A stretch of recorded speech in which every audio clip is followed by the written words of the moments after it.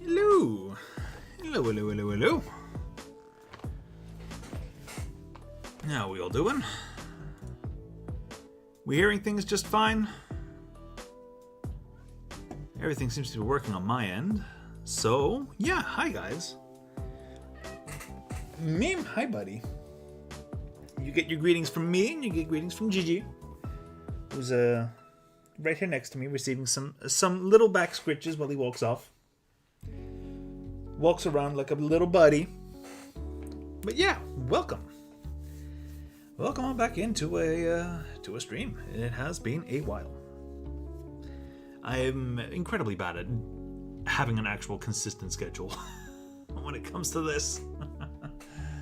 But today, what we are doing is we're doing a fair amount of D&D prep. And by D&D prep, I mostly mean we're going to be doing map making and we're going to be doing Adventurers League prep. Because I have tomorrow an Adventurers League game. Specifically, I'm going to be running the finale of the season based on Curse of Strahd. Oh, hi, friend. Come here then, friend.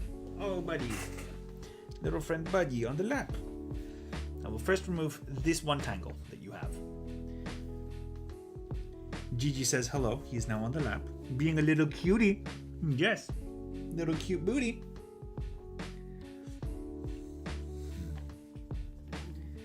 I would have started a good amount earlier, like in terms of time, but oh look, he's even saying hello like this. Because he's a thirsty buddy and my cats don't know how to drink water that isn't my paint water. Like sillies. That's what they are. They're very silly.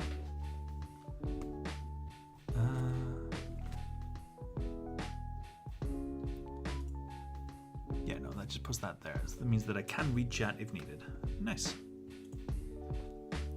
I get to say hello to the kitty. Hi, kitty. Hello, kitty. I would have started a good deal of time ago. However, the PC that I'm using for streaming is my old PC, and because it is my old PC, it has the boot up time of well, I'd say a penguin on land, but penguins can actually have moments of speed on land. No, this thing's more of a sloth, an old sloth. And that makes booting it up very annoying, which is unfortunately something that I have to do fairly regularly because over the years I have done a good amount of shit with this PC. And it is now old and slow. So just booting it up took me like 10 minutes just now.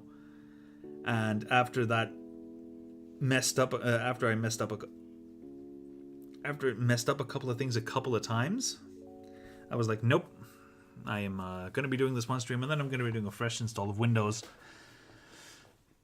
So, next stream, I will most likely have a whole new setup. A lot of things different. Hopefully my PC will actually be able to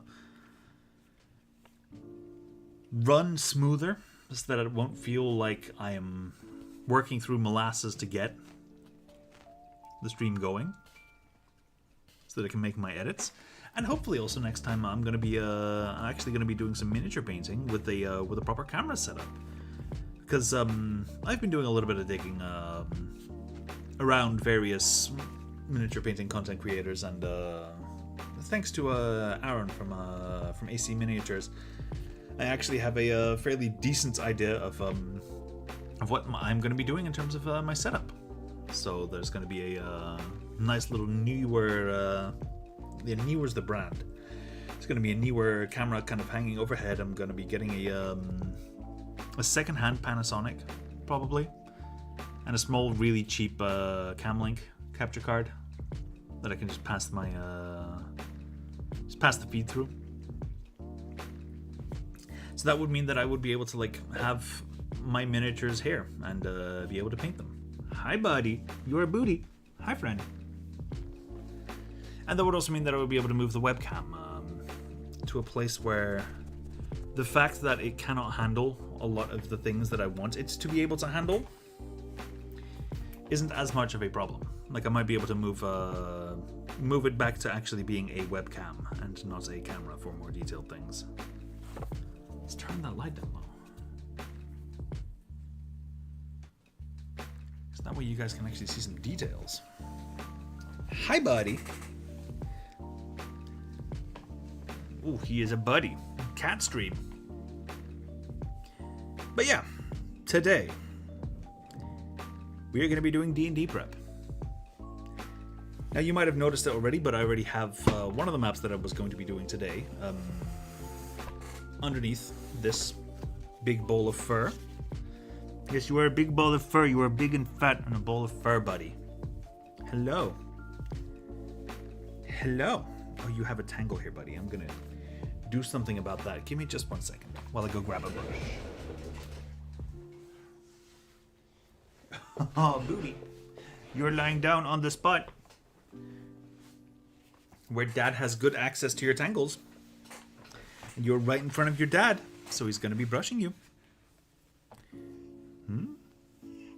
Oh no, very upset buddy. Not a big fan of being brushed. Ooh, not a big fan. Not a fan. Not a fan at all. Oh, he doesn't like it. But I'm bullying you off my spot, buddy, because I need this place. You're being bullied off your spot. Come on. There you go. This map has already been done.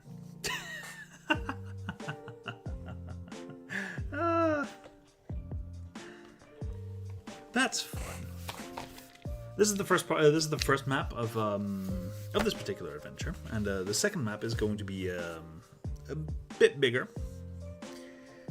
So what we're going to be doing is we're going to be doing a read-through of this adventure. I'm going to be preparing all the miniatures that I'm going to need for it, and as well I'm going to be doing the other map. And then once I have done the other map, I will be making I will be switching over to well, switching over I say, but it's not necessarily switching over. I am going to be working on the map for an upcoming homebrew game session. Which the homebrew game that I'm running at the moment is fairly strongly based off of Fire Emblem, in terms of like, oh yeah, no, your lords and your kingdom is being invaded, and you're gonna have to make some difficult decisions. And I was very happy when I was like, okay, I have done like half an hour of prep work, but my players are gonna have to make a decision on where they're going to be going and what problems they're going to be tackling first. And they spent 3 hours deliberating over it. So I know what I'm going to be doing during the next session.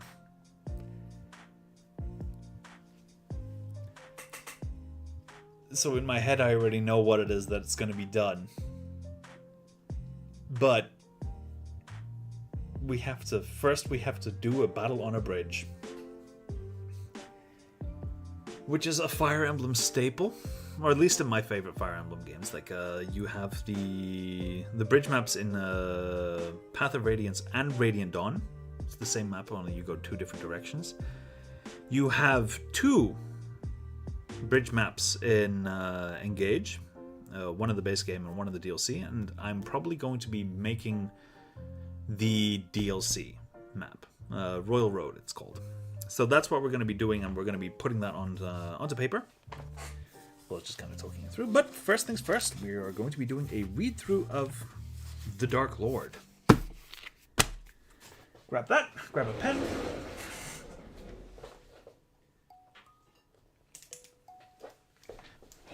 Right. Let's get cracking. The wise words of Juan Hidalgo Miniaturas. This adventure is in the Ravenloft setting, which is the horror setting, or the official horror setting. So there's a lot of like altercations to magic. Just as a quick read up for what's the fact that this is in a domain of dread, what that precisely means.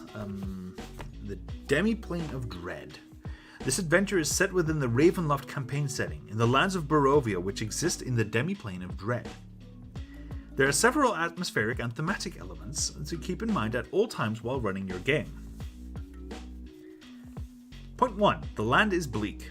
By the will of the Dark Powers, the sun never fully shines in the lands of Barovia. Even during the day, the sky is dimmed by fog or storm clouds, or the light is strangely muted. Barovian daylight, or is bright light, yet it isn't considered sunlight for the purpose of effects and vulnerabilities such as a vampire's, tied to sunlight. Nevertheless, Strahd and his vampire spawn tend to stay indoors most of the day and venture out at night, and they are subject to sunlight created by magic. So daylight still works. Now this particular season takes place during winter.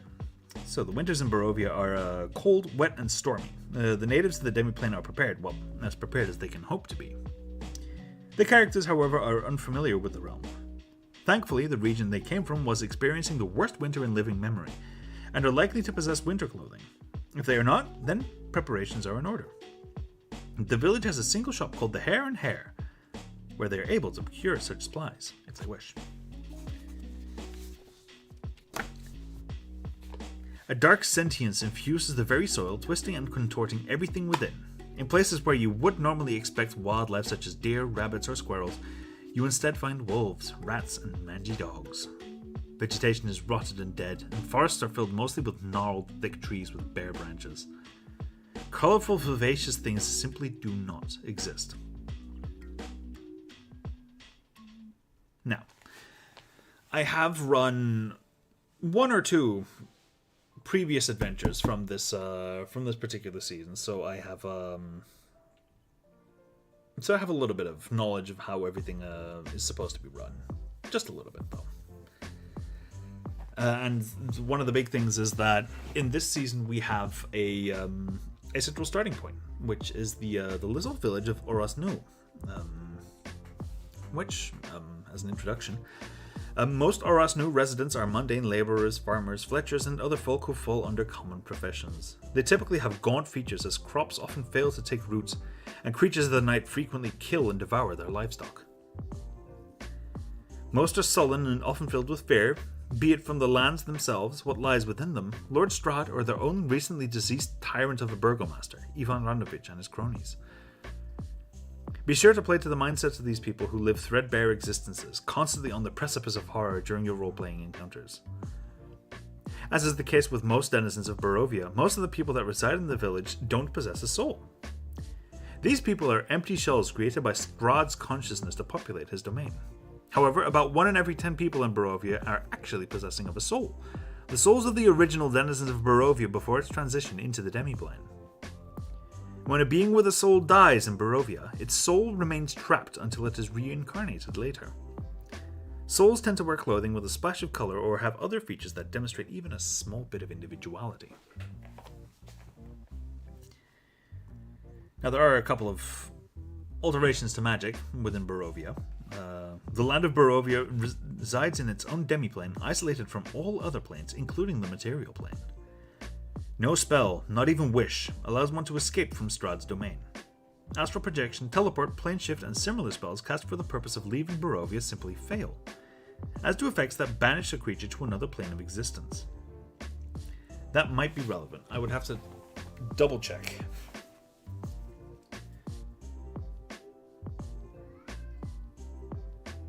Whether banished or banish is a spell that I will have to keep in mind. I think it is. Banishment is 4th level abjuration. So yes, I will have to keep in mind that banishment does not work here.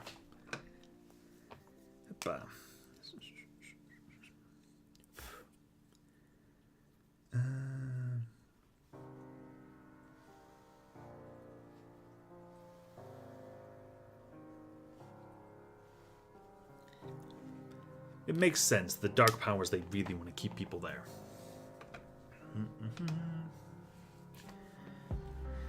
For the purpose of spells, these restrictions apply to magic items and artifacts that have properties that transport or banish creatures to other planes. Magic that allows transit into the border ethereal, such as the etherealness spell and the etherealness feature, or incorporeal undead, is the exception to this rule. A creature that enters the border ethereal from Strahd's domain is pulled back into Barovia upon leaving that plane. For the purpose of spells whose effects change access or are blocked by planar boundaries, such as ascending, Strahd's domain is considered its own plane. Magic that summons creatures or objects from other planes functions normally in Barovia, as does magic that involves an extra-dimensional space. Any spells cast within such extra-dimensional space, such as that created by Mordenkainen's magnificent mansion, are subject to the same restrictions as magic cast in Barovia. While in Barovia, characters who receive spells from deities or otherworldly patrons continue to do so. In addition, spells that allow contact with beings from other planes function normally, with one provision. Strahd can sense when someone in his domain is casting such a spell, and can choose to make himself the spell's recipient so that he becomes the one who is contacted. And there's a bunch of really fun, cute little cosmetic changes to various spells, such as Find Steed. The summoned steed is undead instead of that being a celestial fae or a fiend, and is immune to features that turn undead. Blah blah blah. Spirit Guardians is also a fairly fun one. But hey, we're in the Domain of Dread. Let's talk a little bit about Count Strahd von Zarovich. Lord Strahd is the Dark Lord of Barovia. He rules his domain from Castle Ravenloft as Strahd the Ninth, a descendant of Strahd the First. In actuality, Strahd the First and Strahd the Ninth are one and the same, a vampire. As a mortal, Strahd fell in love with Tatiana Fedorovna as the bride of his younger brother Sergei. In his jealousy, Strahd murdered his brother and became the Dark Lord of Barovia, which was swept away into the demiplane along with its ruler. Since then, Strahd is cursed to seek incarnations of Tatiana for eternity. Note, Strahd is not present in this adventure. Okay, let's give you guys a little bit of background for this adventure. Always useful to have. This is the story of a tortured soul, Esme Amarantha, a girl from the village of Barovia and the daughter of a local chandler. In her youth, Esme was a beauty to behold and desired by many, but unfortunately not desired by the one she truly loved. Witnessing the bearing of Count Strahd von Zarovich on one of the few trips where he left Castle Ravenloft, and the way in which he wielded his absolute power, the girl became smitten with the Dark Lord of Barovia. Strahd's love, however, belonged to his obsession, Tatiana Fedorovna, who occupied Strahd's thoughts completely. Esme was rejected, spurned, and ignored, all for some empty-headed girl that kept her true love's attention. But the dark powers will never afford Strahd the happiness that he seeks. And so when the latest incarnation of his desire was taken from him yet again, he grew wrathful and full of spite. Strahd grasped at the chance to cause another the lasting pains he himself was cursed with. He accepted Esme into his service, and she became one of the Barovian Witches, an order which served Strahd as some of his most powerful agents. Always close to the object of desire, but never with her love, her bitterness grew. Worried about her fading beauty and dwindling lifespan, Esme was motivated to attract Strahd's attention and possess true love at all costs. Esme enlisted the aid of 4 followers which she called her obsessions, each with their own fixations that drives them. With their help, she found her way into the breached vault within the Amber Temple, and communed with the trapped vestige of the Evening Glory, a dead god representing love eternal through undeath. The vestige promised her that love needed never die, and Esme freed the vestige and merged with it, greatly increasing her power and bestowing upon her unique abilities. Esme now has the power to expand Strahd's domain for undetermined periods of time and encompass other lands outside of Barovia. She need only collect 4 of Tatiana's possessions so that she can enact her plan to transform herself into an undying vision of Tatiana that can love and be loved by Strahd forever. She sent her minions into the domain to find the 4 items. The first obsession was Gloria Felinescu, heartbroken mother and educated healer that sought to return her daughter Isabella from the dead. She would recover Tatiana's powder box for her mistress. Graxigak, the second obsession, was a lost soul confused and in pain since his death. His desire to recover his missing heart was exploited by Esme to find Tatiana's gloves. Greedy beyond compare, the burgomaster of Orosnu, Ivan Randovic, betrayed his people for love and wealth, and found Tatiana's comb for Esme. Lastly, the 4th obsession was the mongrel folk Umu, who suffered as an outcast from the village of Orosnu. He would locate Tatiana's mirror. With all 4 items in her possession, she plans to climb the slope of Mount Baratok where it meets the edge of the quivering forest. Her goal is the snowy ruin of Borgersan Keep, where she has made her lair, and where her fellow witches await her return. Okay, let's run through that adventure real quick, shall we? Now that we have a little bit of background. The adventure begins with the characters in the 7 Tables Inn with some of the residents of Orosnu, taking stock of how to proceed. In previous adventures, they have identified their enemy as the witch Esme Amarantha, learned of her plan, and recovered a magical locket that can be used as a weapon against her. Unfortunately, they have failed to stop her from acquiring everything she needs to complete her ritual, and they have no idea where she is. A Taroka reading performed by Sybil points towards Jenny Greenteeth as the only person powerful enough to locate Esme, and the party sets off in the quivering forest to enlist her aid. But before they can leave, Jenny walks into the village. Jenny believes she can scry upon Esme, but she needs a coven to do it, and unfortunately she has no sisters in Barovia. She can use replacements, who must be female arcane casters, but it will exhaust them, and anyone who participates will be in no shape to face Esme. This excludes the characters, but Sybil immediately volunteers. They need a third, and there are several options which the characters might choose from. Jenny also needs a number of focus items from Barovia that are representative of obsession. Each one will be bound to a character and offer them some benefit and flaw.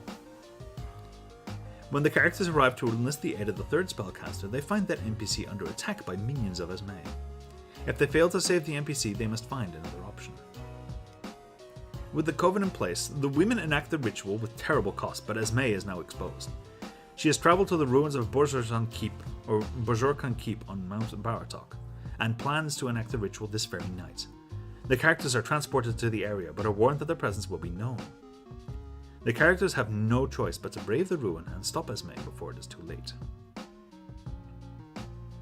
Now, I'm going to be running this particular session at my local board game store, and I know that the previous adventures have all been done. And this adventure is kind enough to provide me a list of different items that represent obsession. But we're going to be getting into that later.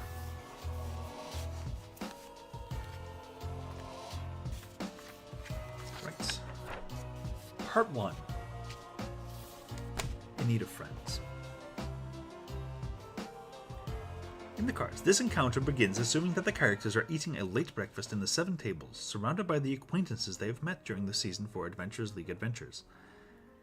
The DM should adjust the NPCs accordingly based on the NPCs they may have never met or may have died in the course of the party's adventures. So I'm going to have to double check who is or is not alive.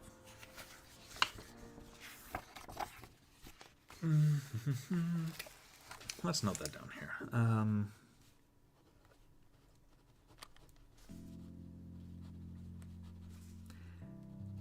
Who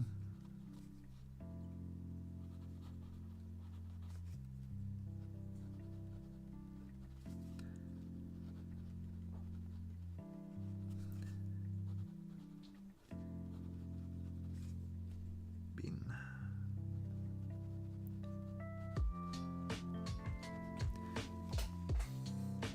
so that's something I'm going to be checking at the very beginning when I start out.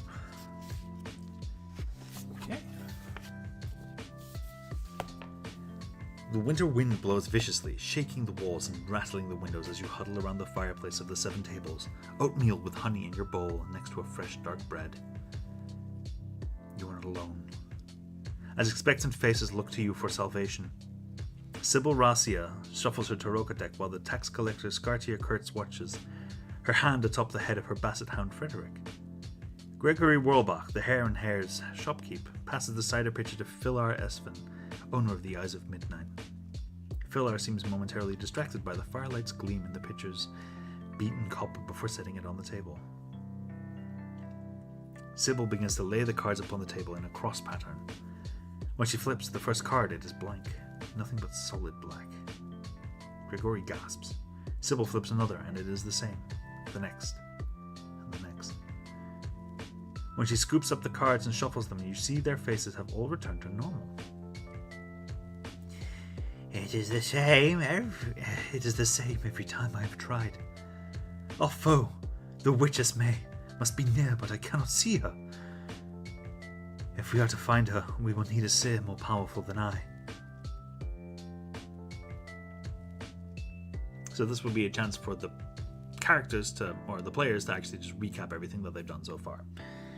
So, the following is eventually what should be mentioned, or concluded, or known. The village's troubles have been the work of Esme Amarantha, though her exact goals are unclear.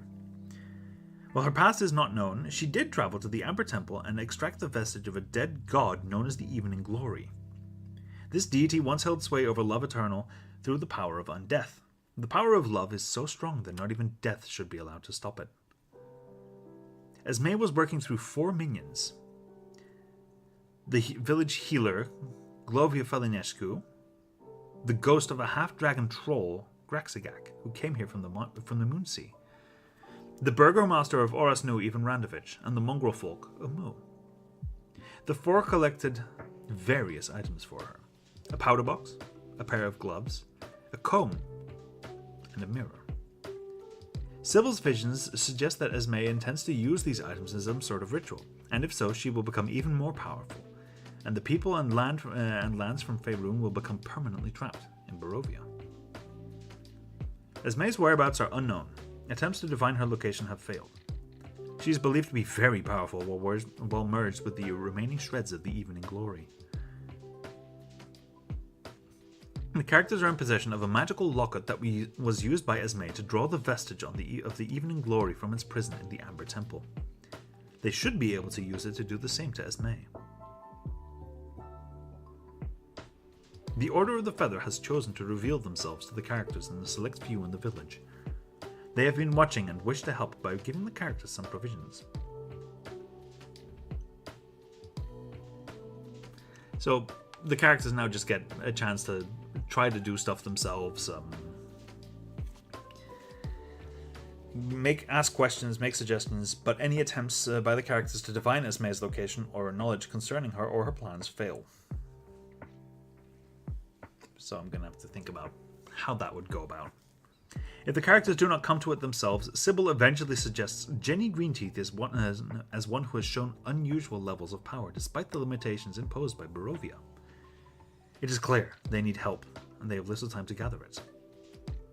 It seems as if there is no other choice but to approach the hag. Jenny has shown an interest in learning more about Barovia and potentially escaping, so it may be possible that she will be agreeable to aiding the party.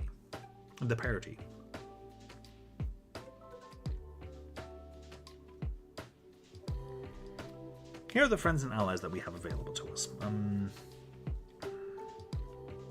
there are other NPCs from Orosnu that you or the players have formed an attachment to and that remain alive, feel free to add them here. There's a Filar Espen. Filar is a weird raven and doesn't hide his affliction all that well. He is a tall, thin man with a long, crooked nose, pointed features, and thick black hair.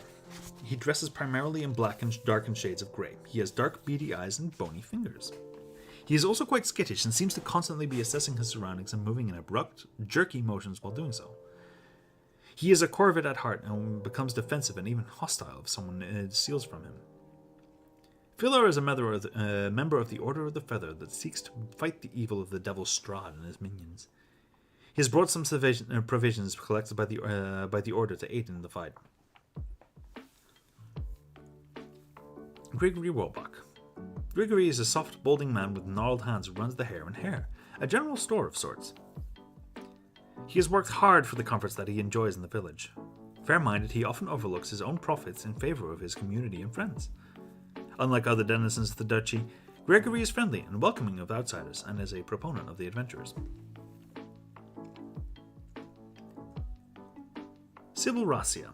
Sybil is a young to middle-aged Gur, the Forgotten Realms version of the Vistani people.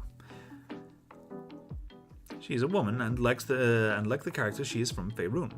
Since being trapped in Barovia, her second sight has grown substantially, and she seeks to use it to return her family and the lands from the Moonseed back to their homeland. Despite her youth, she is the matriarch of her family and radiates wisdom and strength. There's also Skartiet Krutz. The tax collector is a stout human woman of the Gundarakite ethnicity. She's gruff and a bit nervous. All the other members of the village's ruling council, the healer Glovia Falinescu, the tax collector Yugen Adi, and the burgomaster of Orosnu Ivan Randovich, have been killed by the characters in previous adventures. While Skartia is in control of the village by default, she has barely been able to pay the village taxes to Count Strahd von Zarovich, and she worries what disaster will fall next. She is happy to agree to anything that gets the newcomers out of Barovia. Okay, we also have a couple of treasures that are provided to the adventurers. At the behest of the Order of the Feather, there is a potion of greater healing, a scroll of lesser restoration, 10 silver arrows, and explorer's packs that appear to be cobbled together from random pieces. If someone has the Eye of the Raven favor, they also get a choice of a potion of healing or a potion of animal friendship. Okay, now once the characters have discussed how to proceed, there is a commotion in the village outside. A commotion draws your attention to the window.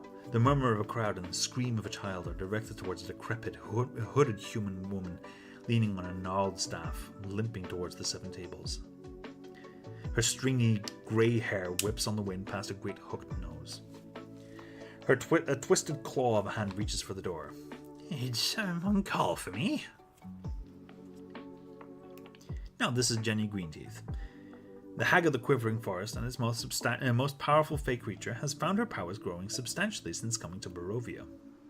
At first, she was delighted with her newfound power, but then the voices began to make her offers. A dark creature of the Fae, she has no concern over the taint it may cause to what remains of her soul, but she is well aware that such offers are not without cost, and so she has become wary. Now she seeks to exit Barovia, preferably with her new power intact. Good job, Thomas. Now, Jenny Greenteeth is the living and breathing personification of hate and malice. She loathes humanity with every fiber of her being and lives to make it as miserable as possible. However, she is an exceptional actor and plays that sweet, doting grandmother without fail. Only when she is certain that her audience is not receptive to her act does she break character and reveal her true form and demeanor. Oh, hush now, dearie, or I'll carve out your eyes too. So basically, I have to think of Auntie Ethel. That is the closest point of reference that I would be able to think of off the top of my head.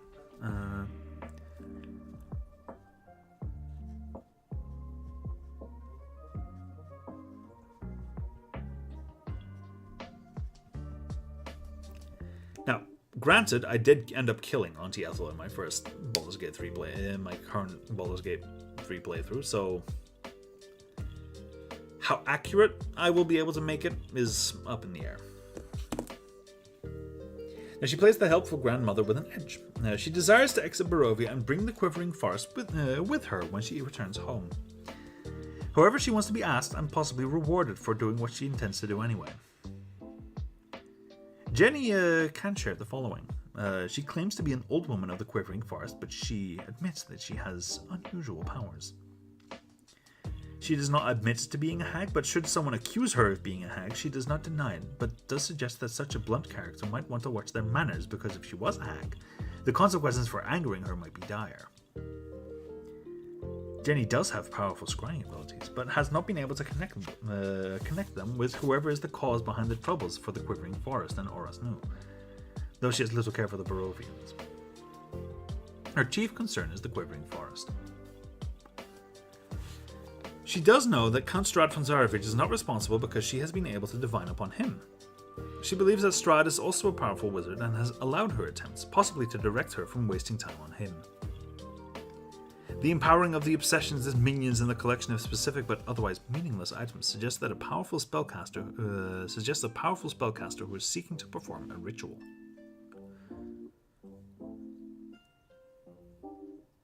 Jenny does have an idea, however. If she had a coven, she could enact powerful scrying rituals that should be able to locate their quarry. Unfortunately, none of her sisters are present in Barovia, so she needs 2 replacements. Replacements must be female arcane casters. However, as any replacements found are not her sisters, it is likely they will pay a price for participating in the ritual, and will be in no shape for facing Esme for many days, if at all. This rules out the characters. Who should she choose? If she's asked about the toll, Jenny is vague but says it will be exhausting beyond the physical. Magic always has a price. Jenny also needs a focus for each of the characters that will serve to bind them to the target so she cannot hide herself again. This must be an object from Barovia and should be emotionally tied to what drives the enemy. Love, obsessions, or revenge seem likely. This is in addition to the magical locket that can be used to draw the vestige out of Esme. When the characters are ready, the group must travel inside the Quivering Forest to enact the ritual where Jenny is strongest. Once hearing what is needed to find Esme, Sybil immediately volunteers. As a seer herself, it is logical, and she is willing to do anything to get her family out of this dark place. Jenny nods as if expecting it, and then looks to the characters to suggest a third. If a character demands to be the third, with a wicked smile, Jenny tells them that they will likely be unable to participate in the hunt for Esme. But if the little girl thinks characters would be better served without her, who is Jenny to deny her? Assuming the character is still insistent, Jenny relents. The DM should make sure the player is clear that this is likely the end of the adventure for their character if they make that choice. Assuming the players agree to choose another female arcane spellcaster, there are 3 likely choices. There is Aya Glenmere. The elven wizard from Flan is an expert in abjuration magic, and not divination, but is at least in the area. In fact, the character has recently learned that she has set up a camp in a cave nearby while recovering from her injuries gained while defending the eaves of the Quivering Forest. She has the advantage that she has been working to escape Barovia since arriving, and it's clear that she would likely be willing to help. Aya is the default choice if the players are unable to come up with any options or if they simply don't have an opinion. There is Ixusasa Terrorsong, the leader of the Cult of the Dragon in the Moonsea region, who masterminded the invasion and conquest of Flan, as well as the murder of its Lord Protector. Recently a captive of orcs and also an elven wizard, Ixusasa has the advantage of having been researching Esme and trying to understand what ritual she has been up to. Also, given her crimes, it is likely that many of the characters would not feel bad about Ixusasa paying any price, no matter how heavy. She is also the one that discovered the way to use the magical locket to withdraw the vestige from Esme. Of course, it is also possible in previous Season 4 adventures that the character may have been killed. If more than half of the characters have slain her, assume she is not available for the characters to choose. Assuming she has survived, she also has a camp in a cave near the village that Sybil arranged. There is also the ghosts of the Amber Temple. It is possible that one or more characters may be possessed by one of the female ghosts of the Amber Temple. Instructor Rabenovich, the Pentacolfax, or Magister Crossonati are all possible. All of them want to re-imprison the Evening Glory, and they have experienced working magic in Barovia, and in cooperative ritual magic. To use one of the ghosts, a character must be willing to use the locker to draw it forth. This ends the possession. Okay, and then the characters all also need a focus object that ties them to the magic. It also allows the characters to track Esme in a general sense, regardless of what she might do to screen herself from detection. However, particularly apt choices may offer additional benefits to the owner. Of course, it may also enhance certain drawbacks as well, though Jenny neglects to note that. So we're going to have to double check which adventures have been done by who. I'll just add that in a pool. There's a bunch of fun things. I'm not going to bother with any of that. So once they decide to go for one of them, they will find that that particular character is being attacked. A smell of campfire smoke and pines surround the sheltered mouth of a shallow cave. Inside, you find an elven woman with black hair turning a spitz while reading a book in her lap.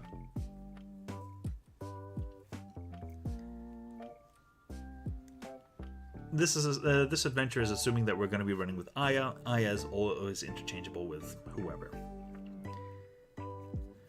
Aya is browsing her spellbook when the characters arrive, pondering how to best continue her efforts to find a way home. Once the situation is explained to her, she is more than willing to join the coven, though she admits that she does not trust Jenny Greenteeth and urges the characters to be careful of any gifts Jenny might bestow. Aya is a female elf of around 300 years, and she has long black hair and radiant green eyes, along with a bit of an ego. She's well aware of the allure and mystery that her racial heritage invokes, and has no reservations against capitalizing on it. She is quick with a coy smile and a twist of her hair if it gets her what she wants. But despite this, she is quite brilliant, especially when the weave is discussed. Aya has been trapped in Barovia and has been traveling the domain looking for a way to escape. She was recently a captive of the Blunt Hand Orcs. After a few minutes of discussion, the characters hear her crying from a nearby tree line. A sniffling catches your attention. A small Barovian boy hides in the pines, clutching a stuffed animal and trying to hide from your gaze. Seeing you, the child nervously steps into the open while wiping his tear-stained face on his coat sleeve. Can you help me? I can't find my mama and I'm lost. The boy is actually the Oni, Vid, in the form of a human boy. Vid is a creature from the Vanishing Hills that recently came into Esme's service when he realized that he was at a disadvantage alone in a new land. He has been ordered to find and kill Aya. To aid in this, Esme has given him an enchanted stuffed animal that he can interact with. To summon to turn into a giant ape without using an action. If Vid fails to beat the character's passive insights, Deception +8, the character notices that his accent sounds more Faerunian than Barovian. Vid tries to close so that he is within 20 feet of the cave, possibly trying to hand his toy, which he calls Burtok, to one of the characters, hoping to catch them by surprise when it changes form. Vid hopes to use the large animal to back the characters into the cave so that they are clustered for his Cone of Cold and Sleep spells. Once they have been used, he uses invisibility and hides while he cancels his changed shape so that he gets his full damage. His goal is to kill Aya, and he passes up obvious openings if it brings him closer to her. If it is clear that he can't succeed, he flees rather than give up his life. The animal obeys Vid and fights until dead, at which point it transforms into a giant child's toy. Its stuffing gaping from its wounds.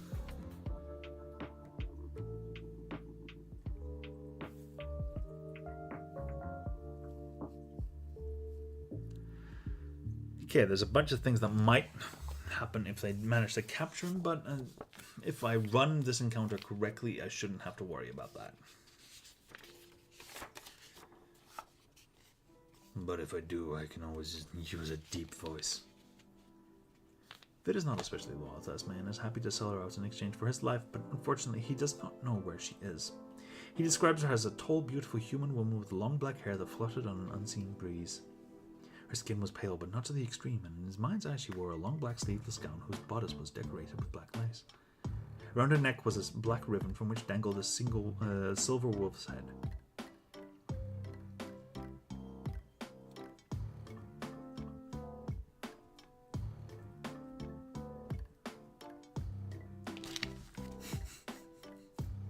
What if Aya dies? Considering how I tend to run combat, that is a fairly likely event. In the unlikely event that Aya dies, we'll see about that, the characters need to return her to life or retrieve Ixusasa or one of the possessing ghosts instead. If the characters are not capable of raising Aya, Jenny is willing to do so for free, though still tries to negotiate and ask what the characters have to offer her before volunteering to do it for free. If she is offered any payment, she accepts it quickly before the characters can rethink their offer. So that is the first encounter that we shall have to deal with, is an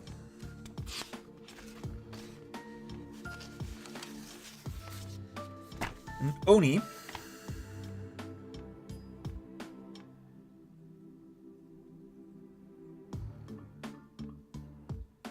A giant ape and a brown bear. And maybe a giant crocodile.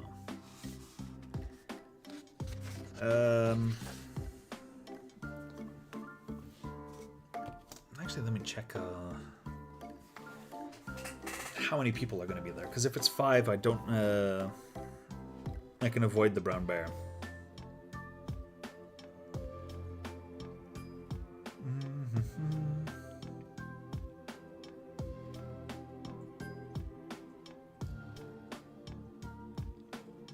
Discussion.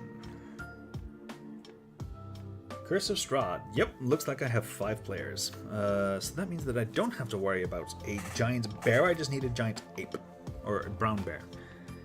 I need an Oni and a giant ape. Oh god, it's Maze. She has an entire A4 sheet dedicated, an entire A4 sheet stat block.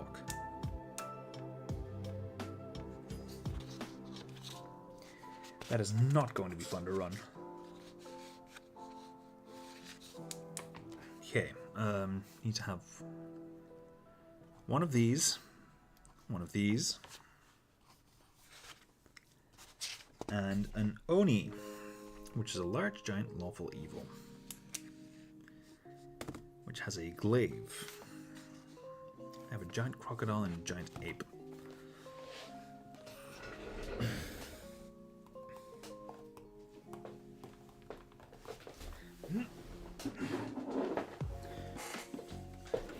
Meet the miniature tin.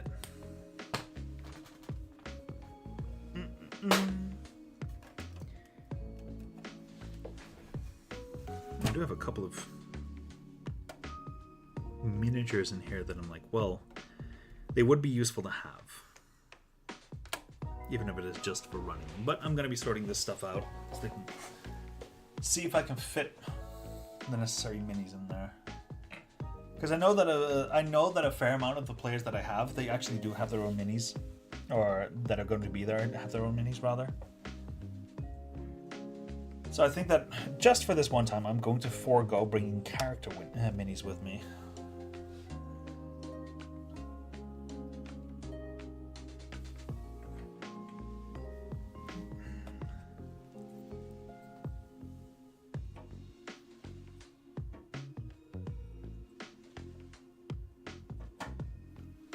There. I still need to paint this mini up at some point.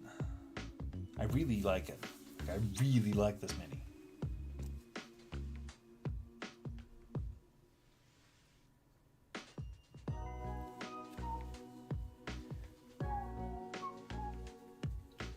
Bum, bum, bum, bum, bum, bum.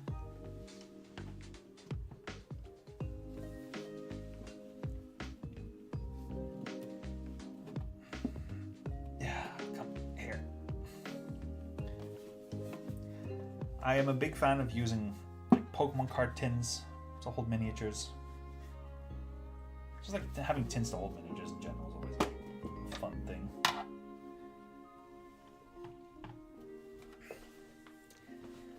But I'm also gonna have to sort out what kind of minis I'm going to be using for. I know that there's going to be a big rush, a big monster rush coming up at one point in the adventure. I have to think about which mini to use for that.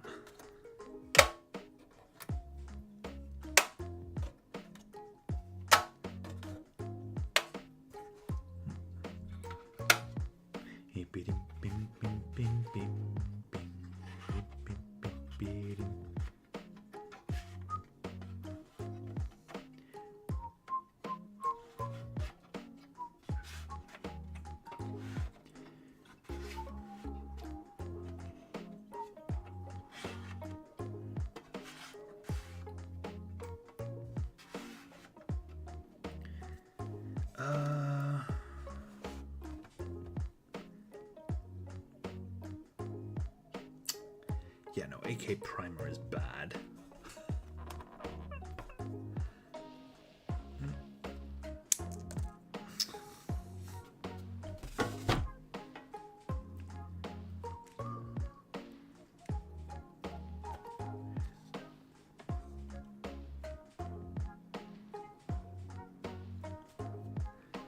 I had a ball of blue tack here somewhere.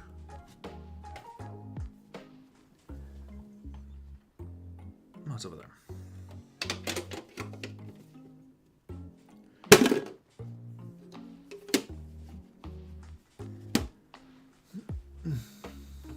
That's just gonna fall.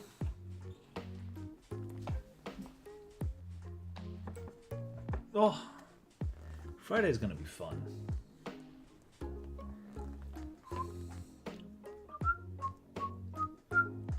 So I'm gonna be getting a new tattoo. It's gonna be hair.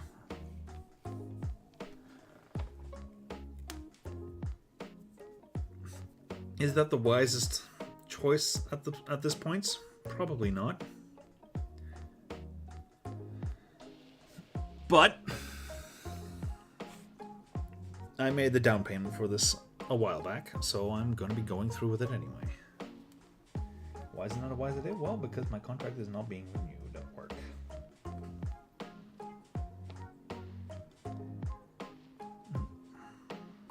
So I'm going to have to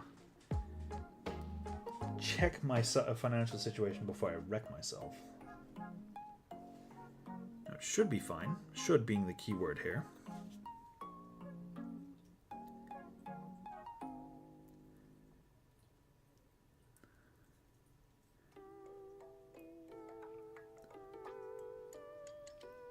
But better safe than sorry, I guess. That is fairly set.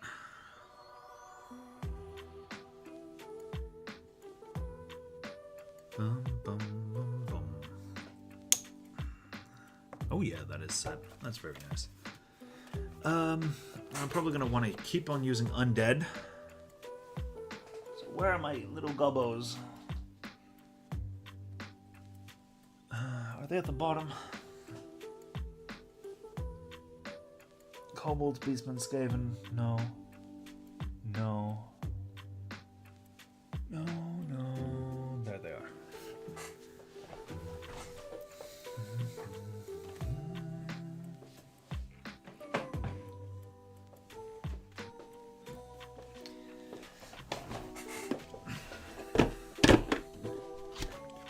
I'm a big user of the really useful box with magnetic sheets at the bottom.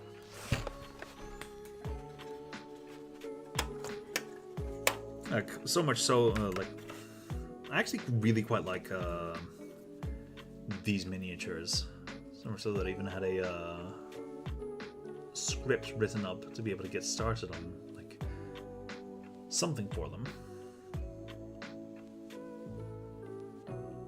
I'm actually very happy with how their paint jobs turned out so far. Still have like 8 more of them to paint. That's going to be fun to get back into. I should really just make a big old inventory of like, yeah, no, this is all the stuff I still have to do. Hell, maybe I'll just do that when I've done the fresh Windows install on my PC. If it doesn't run like my left nutsack, it would be an idea. Hello, baby! Small Sorechka. Mules. Yes, you are small. Hello. Oh.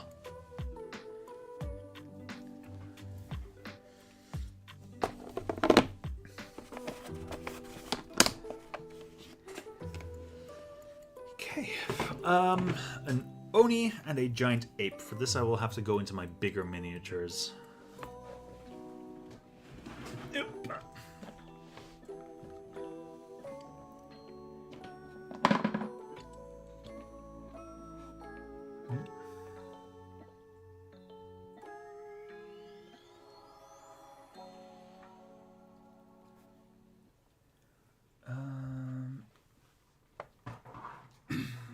books here.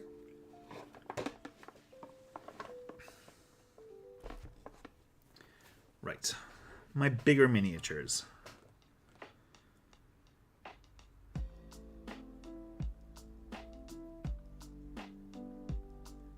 For the giant ape,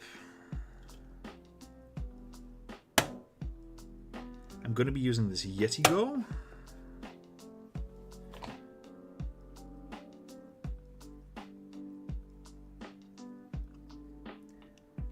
And for the Oni, because he has a glaive,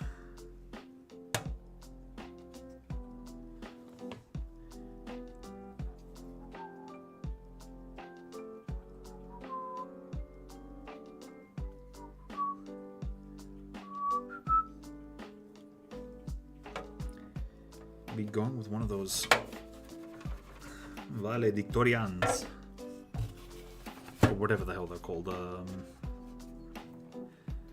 Like, I'm probably going to stop supporting them this month, but I have for a while I've been a supporter, or I've been backing. Fuck, what are they called again? Archvillain Games on Patreon. Doing a lot of they've been doing 3D sculpts for stuff, and like they have a very particular style, and it's a very nice style if it fits what you want to do. Only the scales that they work in are not good, like they end up not being good scales for miniature painting. Like, this man is a gorgeous model. I'm going to very happily use him. But, hi, what do you want? I think if we look at like some of their smaller stuff like this, that's like true scale miniatures stuff. And there's so many little details on here that I'm like, well, I could, but just because I could, it doesn't mean that I should. Like, I don't think that that's a good idea.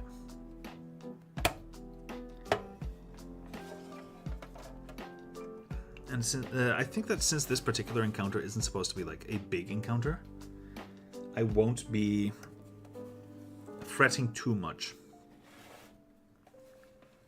about getting this. I won't be worrying too much about having this encounter run long. So I think I might just actively just nerf it. And not take a giant crocodile with me. Just be like, yeah, no, you guys get the giant ape. Either way, and I'll just change its stat block to a giant crocodile. I think that's probably what they want. Anyway. And then increase the hit points by 20 and damage by 5 for both the Oni and Giant Ape. Increase the Oni spell save DC by 1. Okay. That's that first encounter done.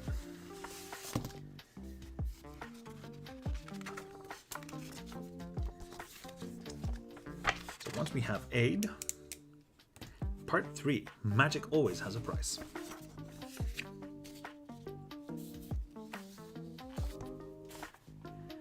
Once the characters have recruited the last member of Jenny's temporary coven, they must travel nearby into the Quivering Forest. Jenny has a place prepared to undertake the ritual. Unfortunately, Esme again plans to interrupt disrupt the hag's plans. It is late afternoon with a winter-shrouded in a winter-shrouded forest, so while there is bright light in the clearing, the forest itself is dim light. Leading you into the trees, Jenny calls over her shoulder.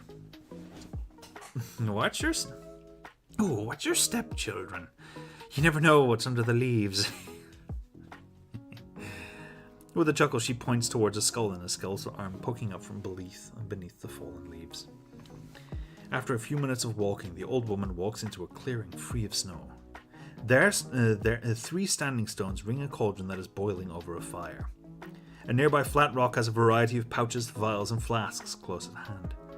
3 separate circles, one of chalk to the north, one of flower petals to the southeast, and one of fresh animal hearts to the southwest. Take your place, ladies, Jenny says as she steps into the circle made of viscera.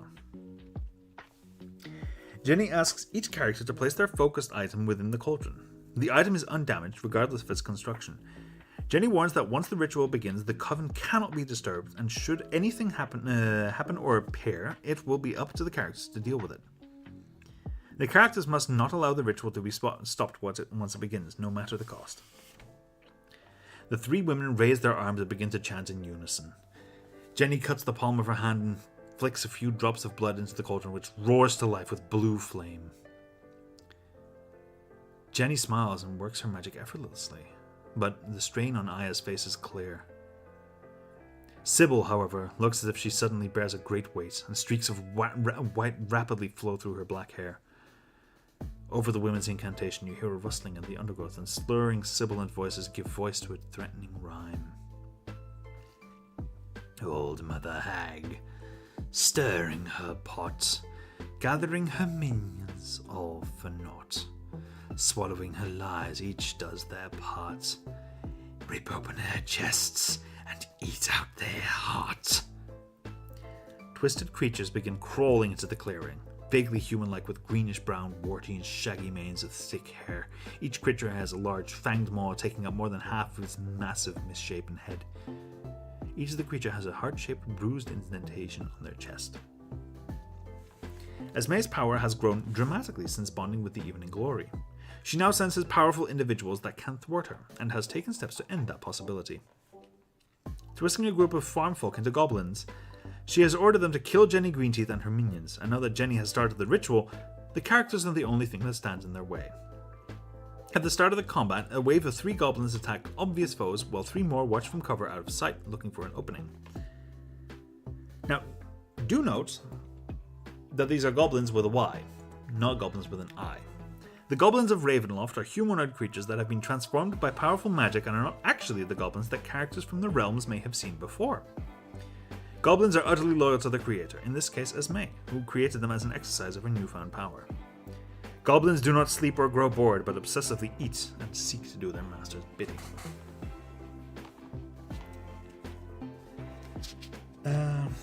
So that is 3 goblins.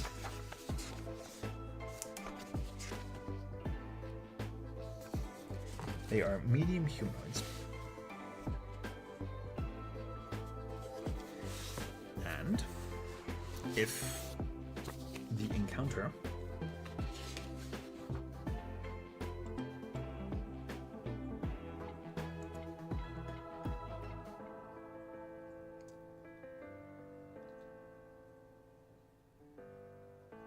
so we need 6.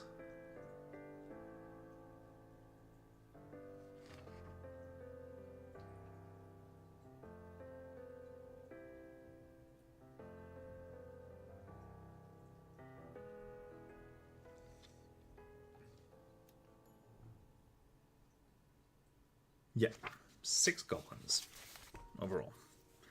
After 3 rounds of combat, or sooner if the 3rd wave of goblins are defeated, continue with the following read aloud text.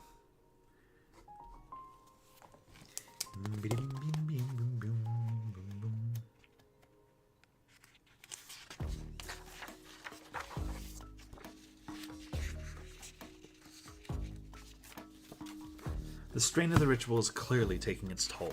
A streak of grey flows down Aya's hair, and her youthful elven appearance is marred by lines. Sybil is barely recognizable. Where once there stood a human woman in the fullness of life, there is now a stooped old woman, barely more than a skeleton with skin stretched taut, wheezing out arcane words of power. Before you have time to ponder the cost these women are paying, growls echo as more of the fanged creatures stream into the clearing.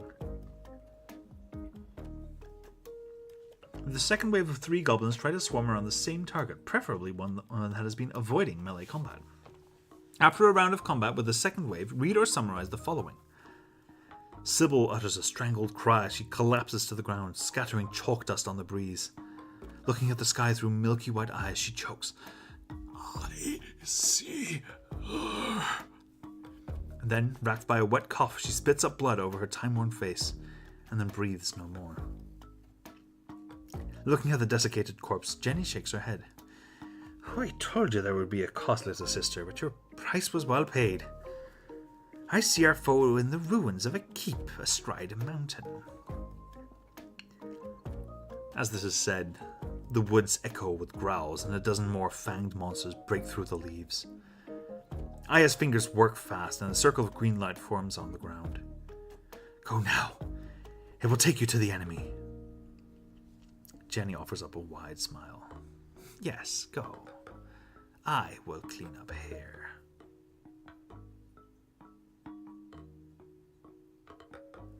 It should be clear that there is a massive number of goblins swarming the area, and it will take time to defeat them all, even if the characters survive. Aya urges the characters to step into the circle, and she will teleport them to where they need to go. She has already paid the hag's price for this power, and so there is no reason to waste it. If a character insisted on being one of the three sisters of the Coven, they suffer significant effects as their life force is drained away to power the hag magic that they have no right performing. During the ritual, the character permanently ages 150 years and suffers 3 levels of exhaustion until they complete a long rest. If the years added to their age exceed their racial lifespan, the character dies at the end of the ritual. There is no saving throw to avoid these effects. This kills a normal human like Sybil. Elves like Aya or Ixusasa are aged but survive. If the third is one of the ghosts, it has no effect given their undead state. Okay. Now, goblins. I am inclined to use my ghouls.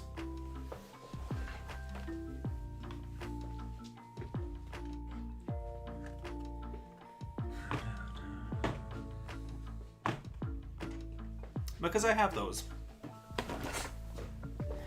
And I need 6 of them.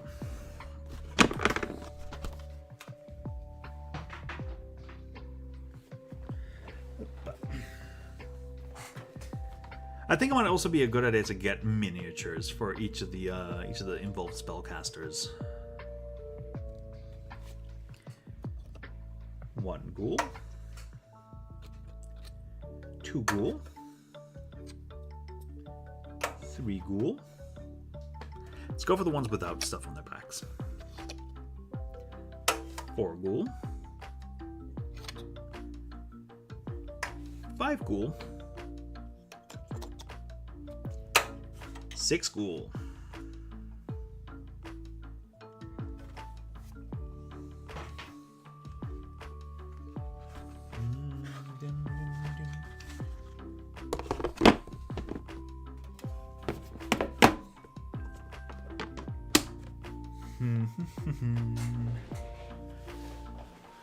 Now, spellcasting minis.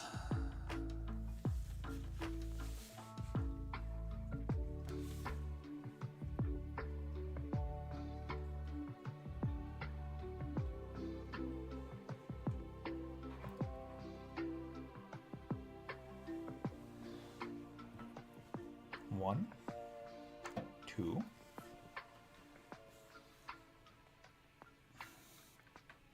and we'll bust out Echo Chance for this. Yeah.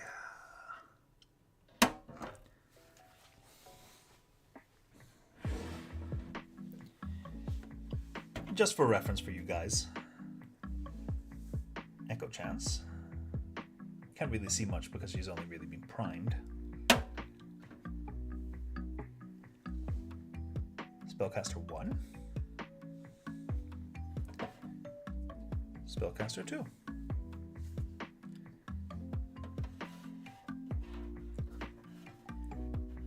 These miniatures, they come from the Legend of Keepers Kickstarter. As do a fair amount of other things that I have, but these in particular, they come from that Kickstarter. Let's keep this box separate. I might need it more. Or might need more of it. Now, this encounter would take place on the map that I've drawn underneath here. which is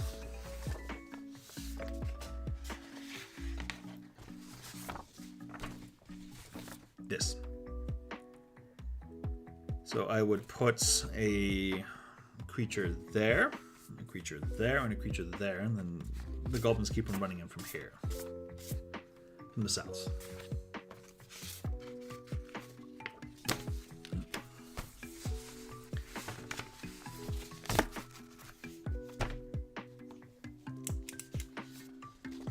Part 4, The Ruins of Bozorkon Keep. Green warmth fades away as you find yourself on the side of a mountain. To the south, you see the domain of Barovia, Lake Zarovich break in the trees below, and the old Svalish road a thin muddy line in the snow beyond. To the north, there is only mist. A small crumbling keep hugs the side of the cliff's face near a spear's toss. It hugs the side of the cliff face, a spear's toss away, and it seems your only possible destination. As the sun sets, you find the items you had placed inside Jenny's cauldron are now at your feet in the swirling snow. Once the characters pick up their focus items, they will instantly know its benefits and hindrances, as well as the general direction and distance to Esme. She is within the keep. Unfortunately for them, Esme also knows they have arrived. Outside of the keep. While the small keep looks ill-kept and likely wouldn't stand up to a protracted siege, the walls are mostly intact. Some pieces have crumpled here and there, but the walls are still 13 to 15 feet high. The front gate is clearly open. The trail ends at the keep, which overlooks a north-south pass more than 200 feet below, which terminates in the mist. Due to the proximity to the edge on one side and the tall wall on the other, there is no way to safely go around or get behind the keep.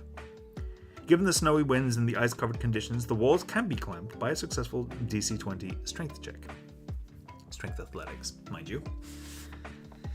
A successful DC 15 Wisdom Perception notes that there are tracks going inside, and a successful DC Wisdom Survival identifies them as a humanoid horse and wagon tracks. Or identifies them as humanoid horse and wagon tracks. It is impossible to determine more due to the weather. Jesus, what are these typos? A DC 20 Intelligence investigation of the gate notes limited wear and suggests that it has seen very little use, though there has been some recently. High winds. While fighting outside or in Area 1 or 2, the characters are exposed to high winds. Ranged weapon attacks suffer disadvantage. It is difficult to keep open flames lit. The sun is setting as the characters arrive. Wow, a word. Did they not have proofreading? After 2 minutes, the last of it dips below the horizon and it is night. There is no moon and the stars are blocked by clouds. It is dark. That is important information. Inside the keep, it is cool and dark, and things are decaying unless otherwise noted in the individual descriptions.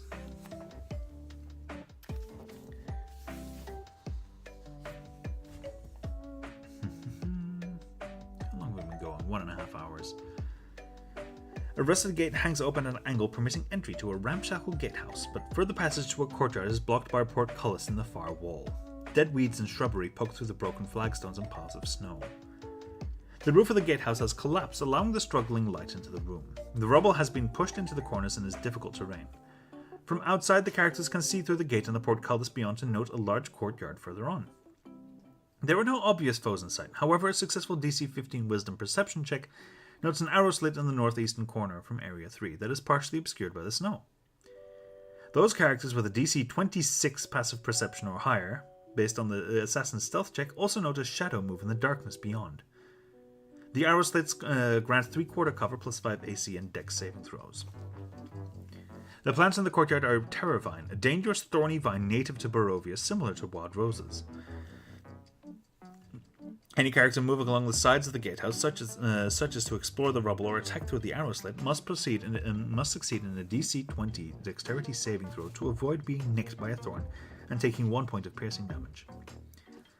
Those that take damage in this manner must succeed in a DC 15 Constitution saving throw, poison-based, or fall prone and be incapacitated in the vines, taking an additional 1d4 piercing damage as their mind is overcome with extreme terror.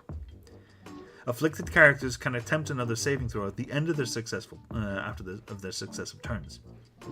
Those who successfully save are frightened for 1 round, but then are immune to Divine's effect until they complete a long rest.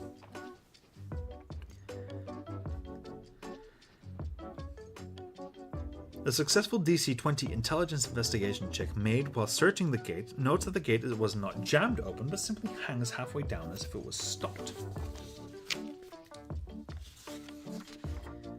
Was stopped while only partially lowered. The chains that raise or lower the gate are inside the wall and cannot be reached, though a character might try to brace or jam the gate at the DM's discretion. The gate and the portcullis to Area 2 can be lifted in one action. Can be lifted in one action a successful DC 25 strength check. Big sigh. What happened to proofreading? If the characters enter through the gatehouse as opposed to trying to climb or fly over the wall, the assassin in Area 3 waits to spring his trap. He is watching for roughly half of the characters to enter, one of the characters to come to the Terravine, or if it is clear the party is sending just one scout forward. Once that happens, he triggers the lever that drops the gate. A character that is under the gate can attempt a DC 15 dexterity saving throw to avoid taking 2d6 points of bludgeoning damage and being pinned beneath it. Those that succeed in the saving throw can decide whether to jump a space forward or back. Once the gate is down, the assassin snipes from behind the arrow slit, taking full cover between shots. It is likely he gets to attack with surprise. If that becomes ineffective, he hides and prepares to strike once someone gets into the courtyard. At the same time, the Phantom Warrior in Area 2 comes to investigate the ruckus and attacks anyone in Area 1.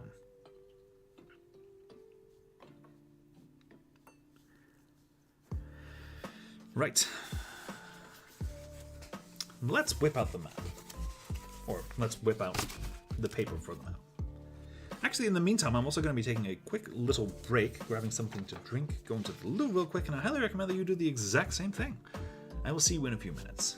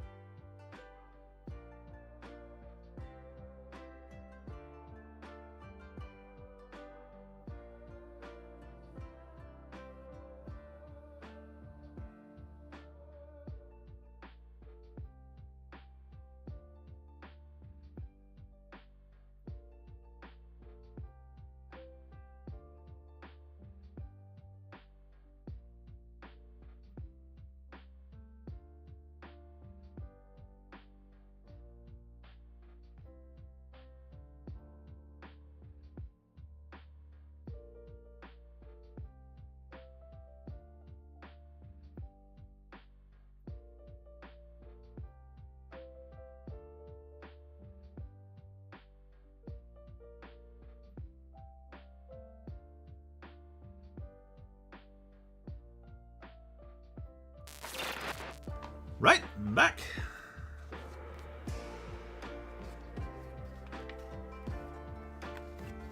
Let's grab that second map.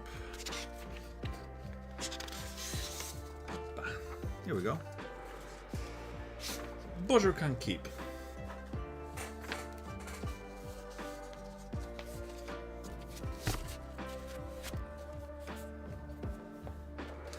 Neat small little keep.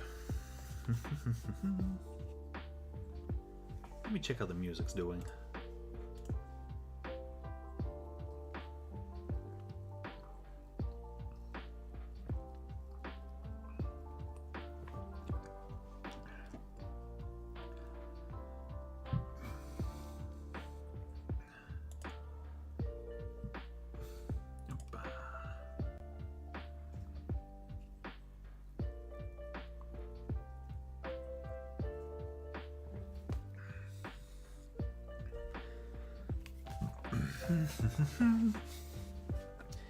Let's start out by mapping out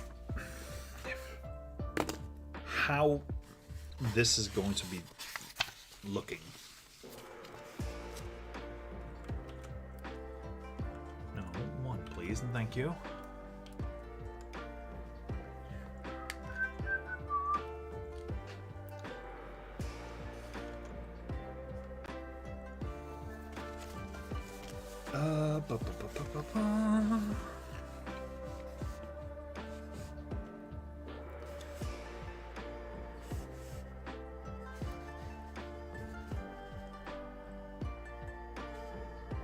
Two, 4, 6, 10, 12, 14, 16.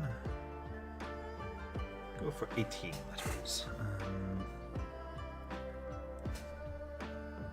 Or 16. Let's go for 16.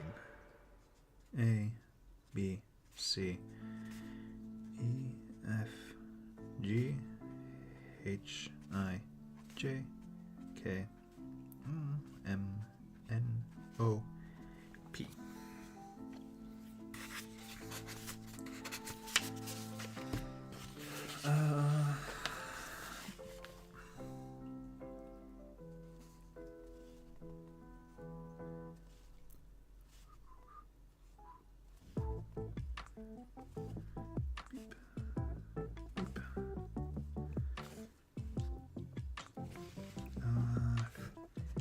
Two, 4, 6, 8, 10, 12, 14, 16, 18, 20, 22, 24. We can do that in 20. We can do that in 22. 1, 2, 3, 4,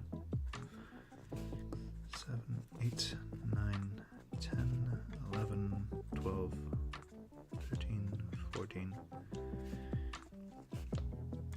17, 18, 19, 20, 22.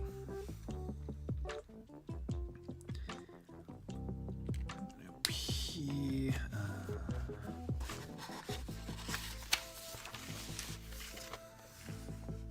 B, C, D, A, B, C, D, E, F, G, 2, 4, 6, 8, 10, 12, 14, 16.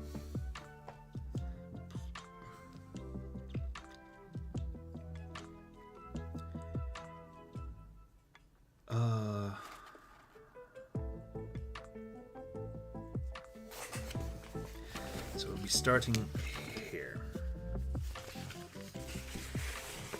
Let's move this up a little bit.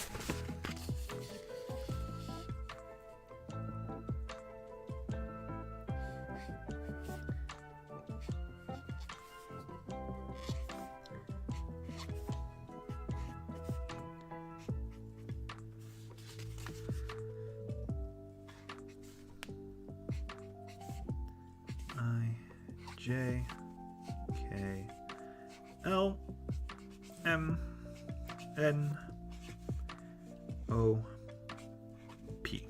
Great. Math this out correctly to 25 to 5 over on the other side.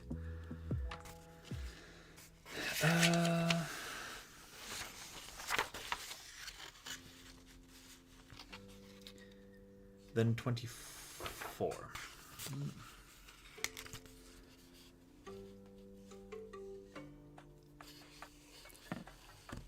start here.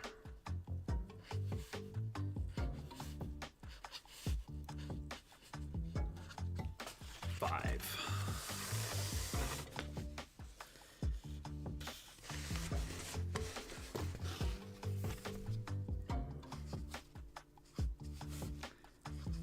Eight.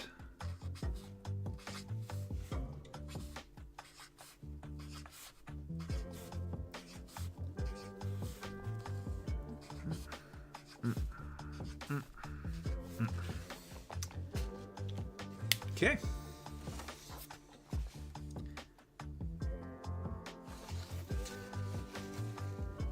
It's from row 4.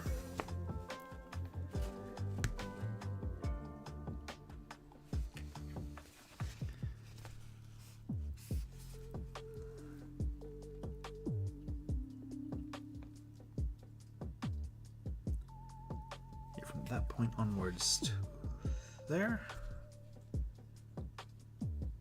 There.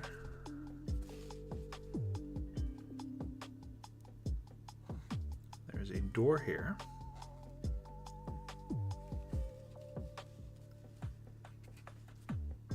Up.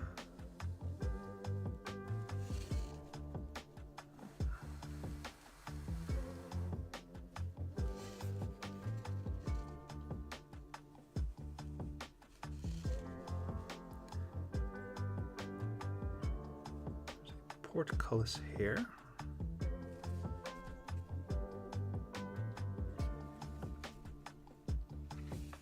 A door here.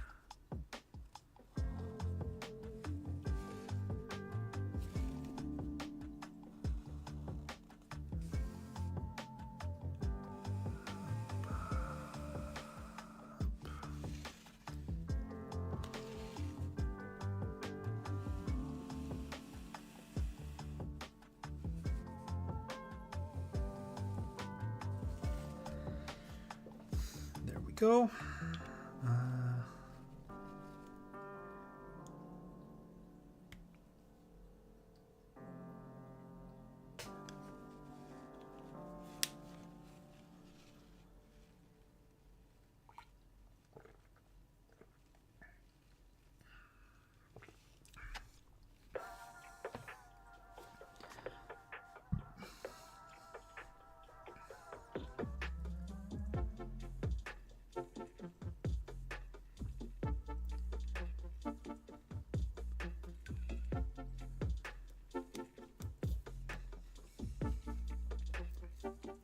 Now I could just draw a big old long line.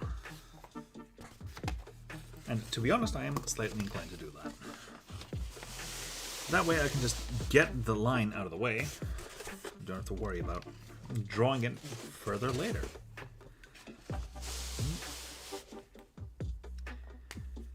3, 4, 5, 6, 7, 8, 9, 10.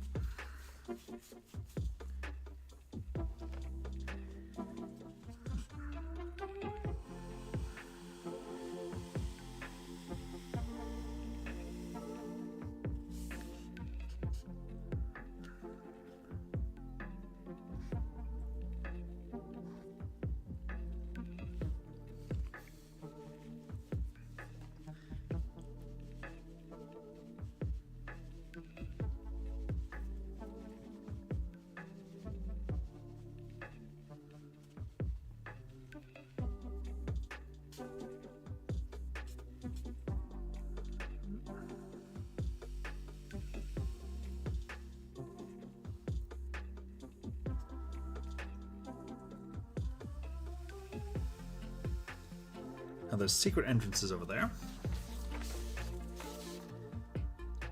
Can you make it out? No, you can't make it out here. But there's like little S's like right there.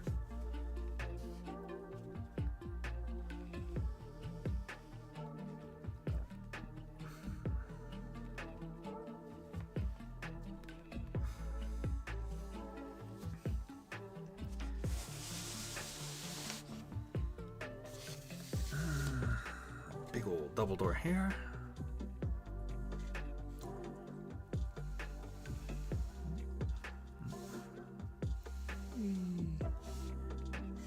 Down one.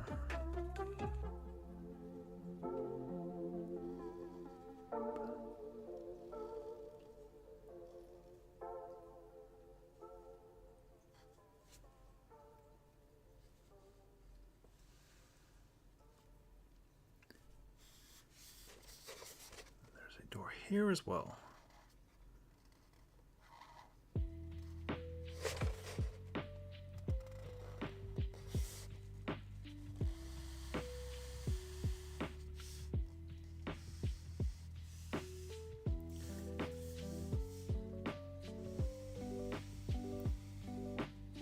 Across over there.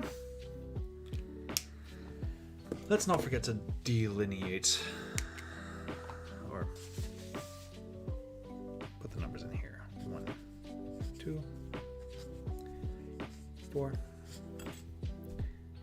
5, 6, 7, 8, 9, 20.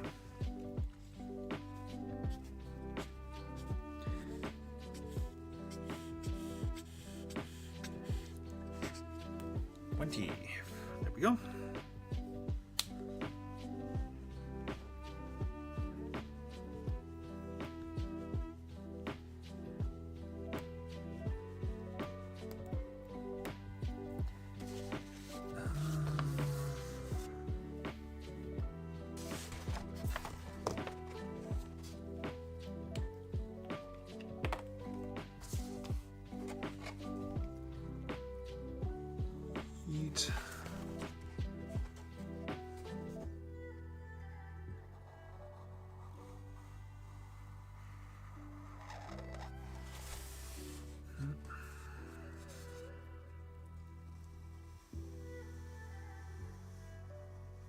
Go.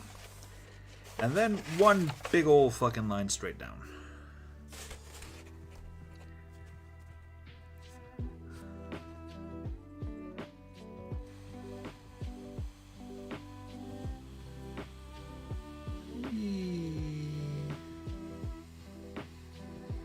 Fuck.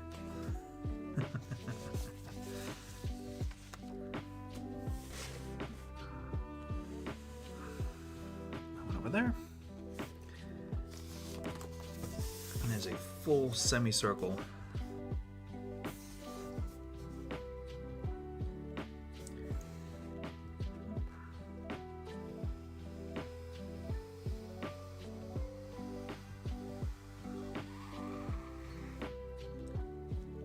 Not the prettiest of semicircles, but oh well, it'll have to do. I don't exactly have a protractor with me. Yeet. That is,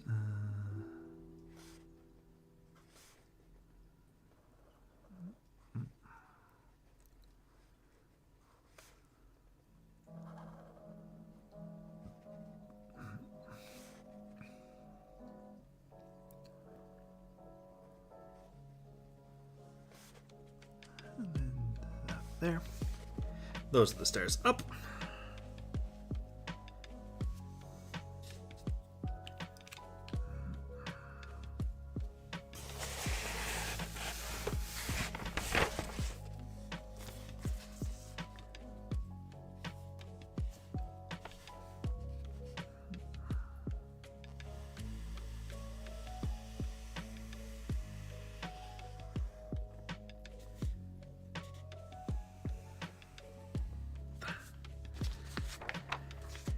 Go, and let's just finish up this line here. Yep, there we go.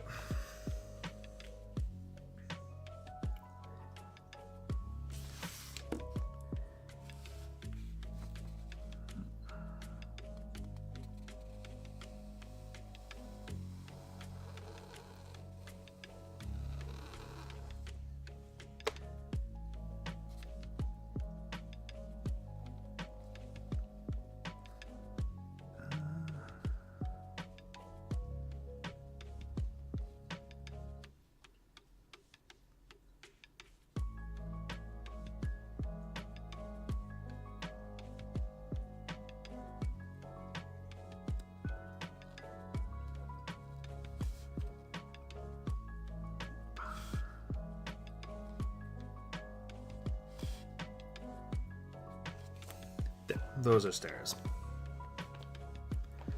Whether they really are stairs, think if I know.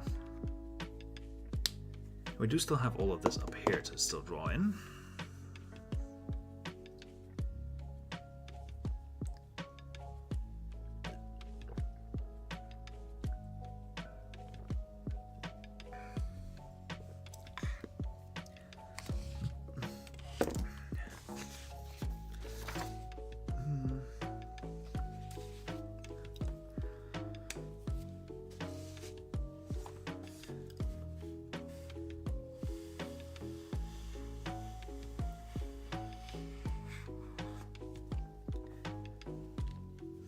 little space there. Let's add a little bit of detailing there.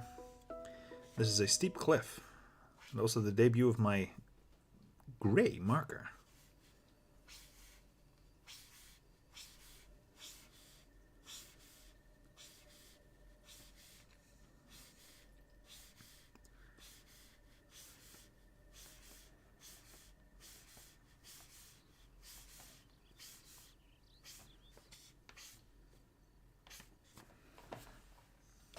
Yay, gray for stone.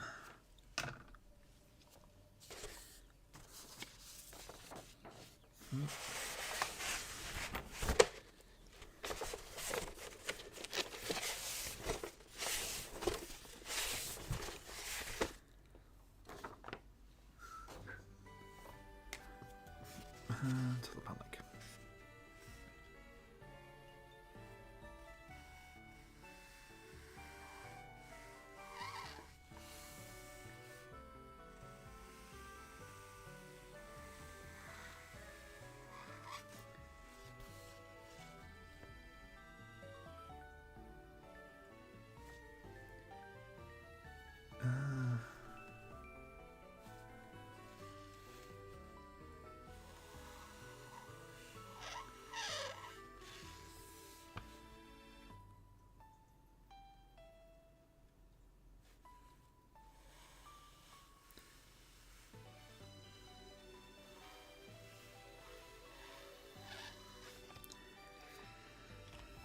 There.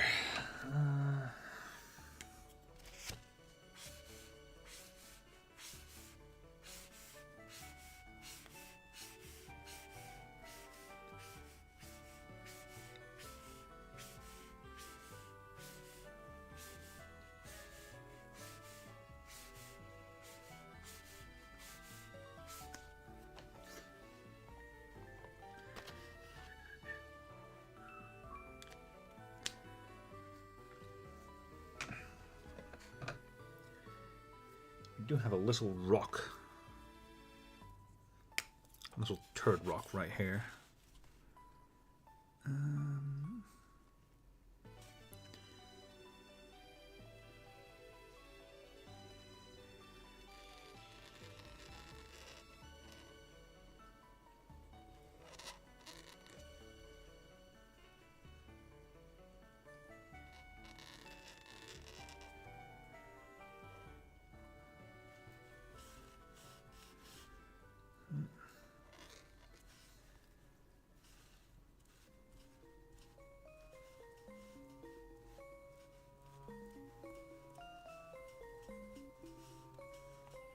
That is something that I'm going to have to set up properly. Like a good button. This is a Pokemon soundtrack. And that reminds me of my recently released review over on Elseroads. If you, there's no one watching, so actively plugging this isn't really the best of ideas, but in case you are watching, I do have a separate website where I do post reviews, written reviews and stuff. That website is called Elseroads, elsroads.wordpress.com. If you want to have a look at a couple of reviews on the games that I'm playing nowadays and take pictures of the minis that I end up painting. Not on stream because, well, this camera isn't exactly the best camera for that.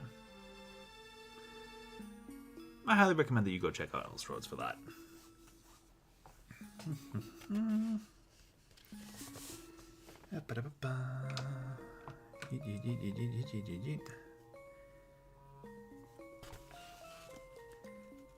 I think I'll do that really quickly once I'm actually done with the rest of the map.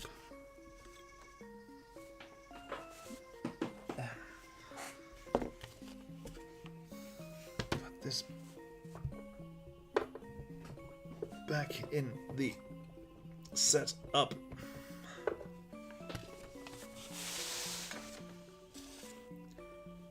Gray over there.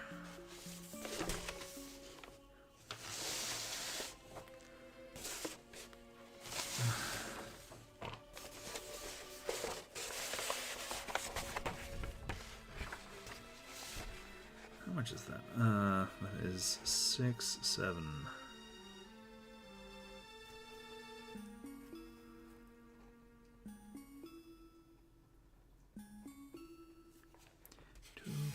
6.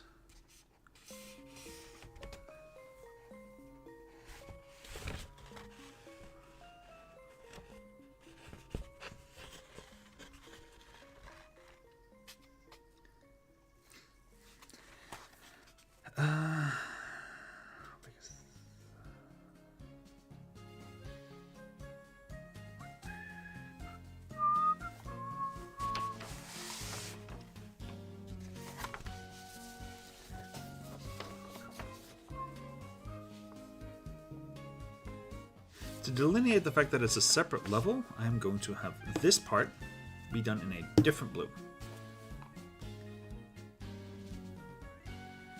That is 7 down.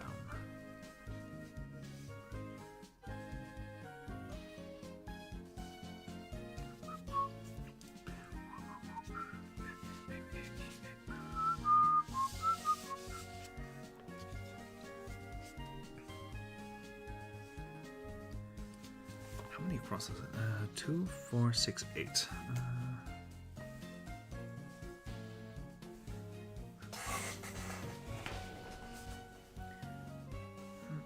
So for me.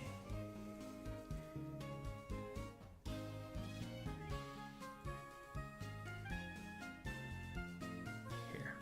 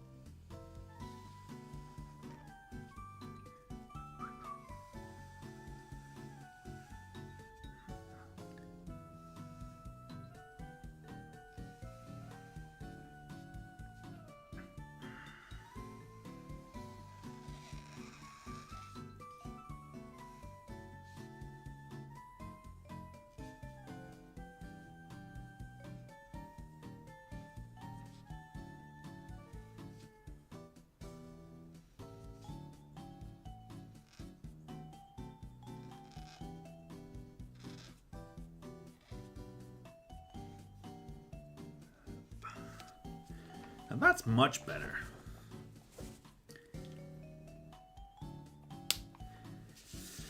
And to demarcate that these stairs lead over here, I am going to have blue detailing here.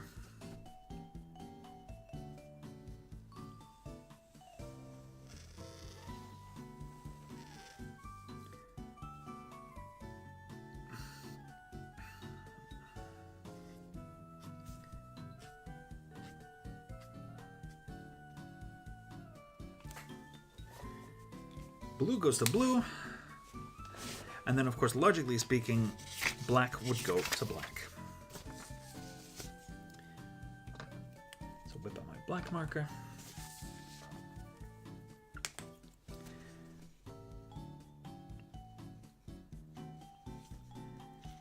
Black details here.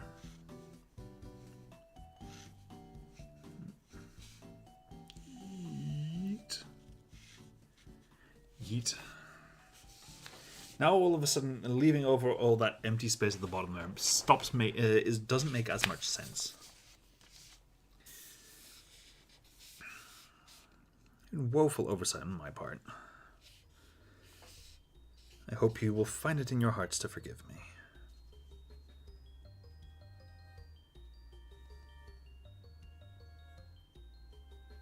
It's 5 across. 1, 2, 3, 4.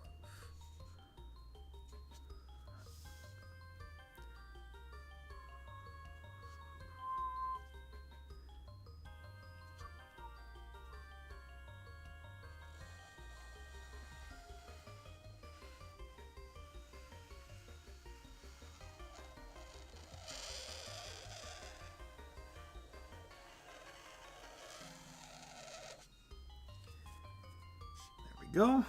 Then here.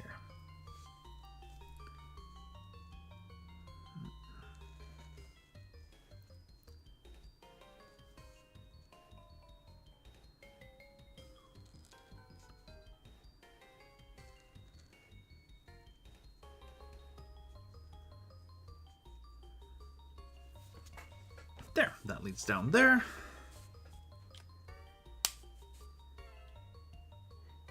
And that is this map done. The map of Bozrakan Keep. Now they have like indications of where north is, but why bother to deal with that? In this case, that is entirely unnecessary. I will roll this up right quick. And then we shall continue with the pre-read.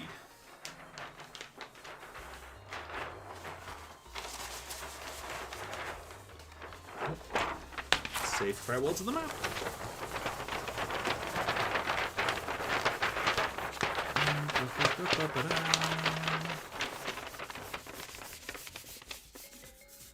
Beep.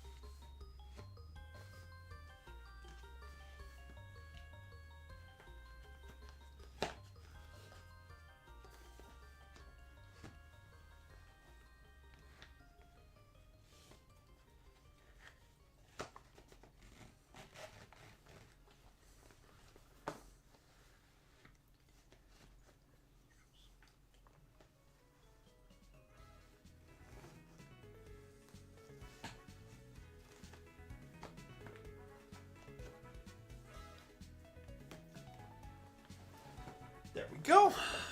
Now, let's get back into the reading. Now there is an assassin here.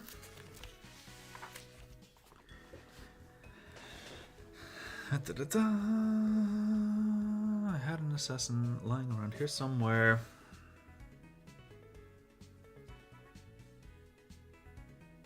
No. As much as I like Heart Gold and Soul Silver music, I'm gonna pass on this.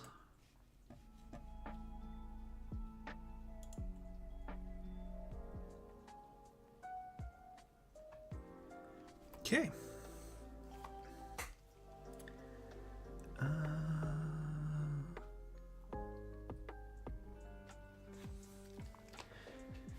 Okay, and there is also a Phantom Warrior with a Shadow. Phantom Warrior / Shadow / Wraith.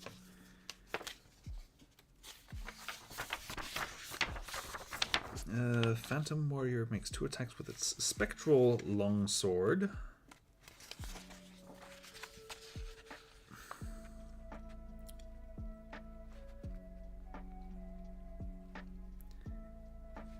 Shadow, and then there was also Wraith. God damn. The white balancing on my webcam is absolute trash.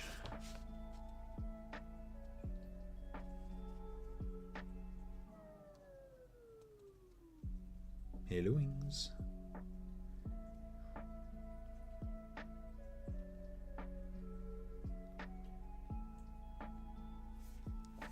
Change it to that. makes the Wraith that much more formidable. Life Drain and Create Spectre.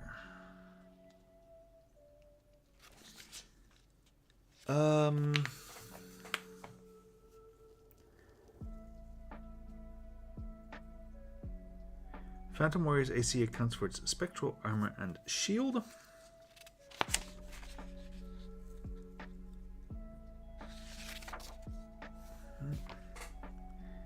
We also need the assassin. Well, I have something in here that I can use as the assassin mini. Or the spectral warrior. Or the phantom warrior, rather.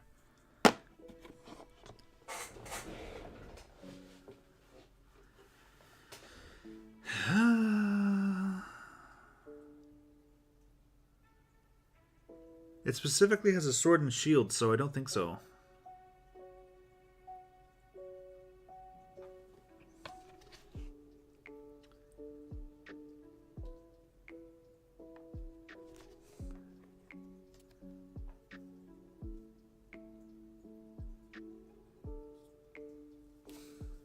This big bloke? Maybe? I'll keep him out here just to have him in sight for my consideration.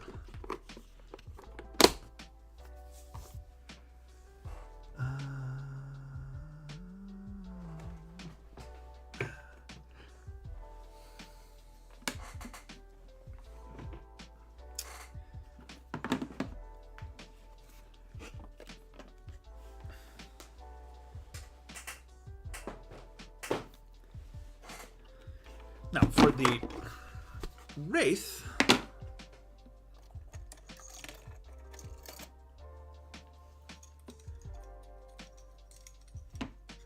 and shit, and just to make sure that everyone's like, ooh, spooky!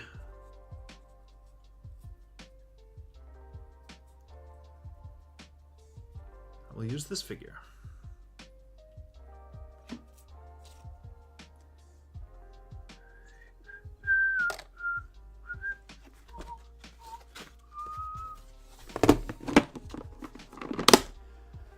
And while we're at it, since we have this here, whip this open.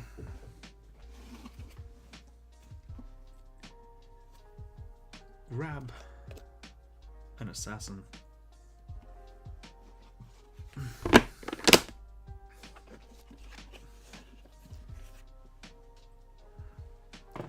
Move this over here.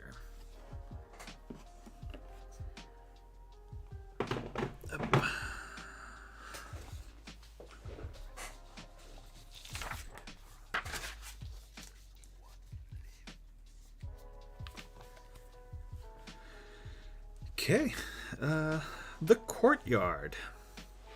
At first glance, the snow covers the uneven, open-air courtyard. Paths are tracked through the snow to a single door to the north and a set of grand double doors to the east. A wagon is parked in the southwest corner. At first glance, the courtyard appears empty, but anyone succeeding a DC 15 Wisdom Perception check hears a moaning carried on the wind, as if someone was suffering a great pain. A phantom warrior patrols this courtyard, bound by Esme, and laments his torments. If the characters have already faced the phantom warrior in Area 1, he is no longer here, but his wailing lives on. The single plane door to the north leads to Area 3 and is locked. DC 20 Dexterity Thieves Tools check. The double doors to the east are carved, one door showing a handsome man and the other an elegant woman, each gazing longingly towards the other while standing upon a pile of stones. A careful examination, DC 15 Intelligence Investigation, notes that the man has fangs and the woman's dress is stained by blood dripping from her neck. The stones that they stand upon are actually a mound of hearts. The double doors are not locked. Jesus. Like, this is bad. Like, you guys can't see anything.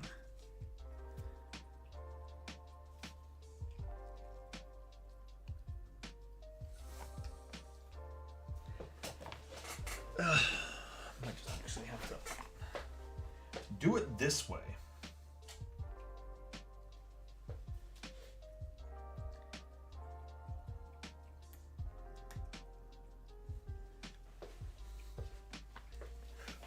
Now that's a smidge better. You can actually see that there's text there, although you can't read it. I can read it though. I can read it out loud. A successful DC 15 Wisdom Survival check notes that there are several sets of medium-sized humanoid boot prints moving between both doors and the wagon. There are also hoof prints from a horse leading to the double doors. The wagon is an enclosed delivery-style wagon. The name Amarantha is painted on the side, above 3 candles, peeling badly from age. Inside the box of a chandler hangs dusty.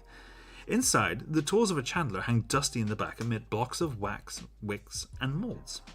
Painted on the inside wall across from a workbench is a painting of a dark-haired, mustachioed man wearing a wax-stained apron. His hand rests upon a thin girl of maybe 10 winters with midnight hair and darkly intense eyes that follows as one moves around the wagon. A wax bust of a man's head sits lovingly in a velvet-lined box. Those who have seen the marble bust in D&D DDAL 0404 The Marionette, or have seen the man himself, recognize Strahd von Zarovich. The bust is oddly heavy enough, as Esme used her father's skull to mold the wax around so that both the men she loved would always be right by her. The wax bust is worth 25 gold pieces to the right buyer. Aw, that's cute. Girl's got daddy issues. How quaint. Area 3, the guard room. The southern wall is lined with empty weapon racks and beds are to the south. An arrow slit is in the western wall opposite a door. This room is occupied by Janos Anatal, an assassin from Valaki in the employ of Esme. Janos is in awe of his mistress's power and beauty and worships her from afar. Ever since she merged with the Evening Glory, his devotion has only grown. He hopes to die in her service that he might be reborn as an undead so that he can prove his love. Under the mattress of one of the bunks DC 12 Wisdom Perception to find, he has stashed away a journal.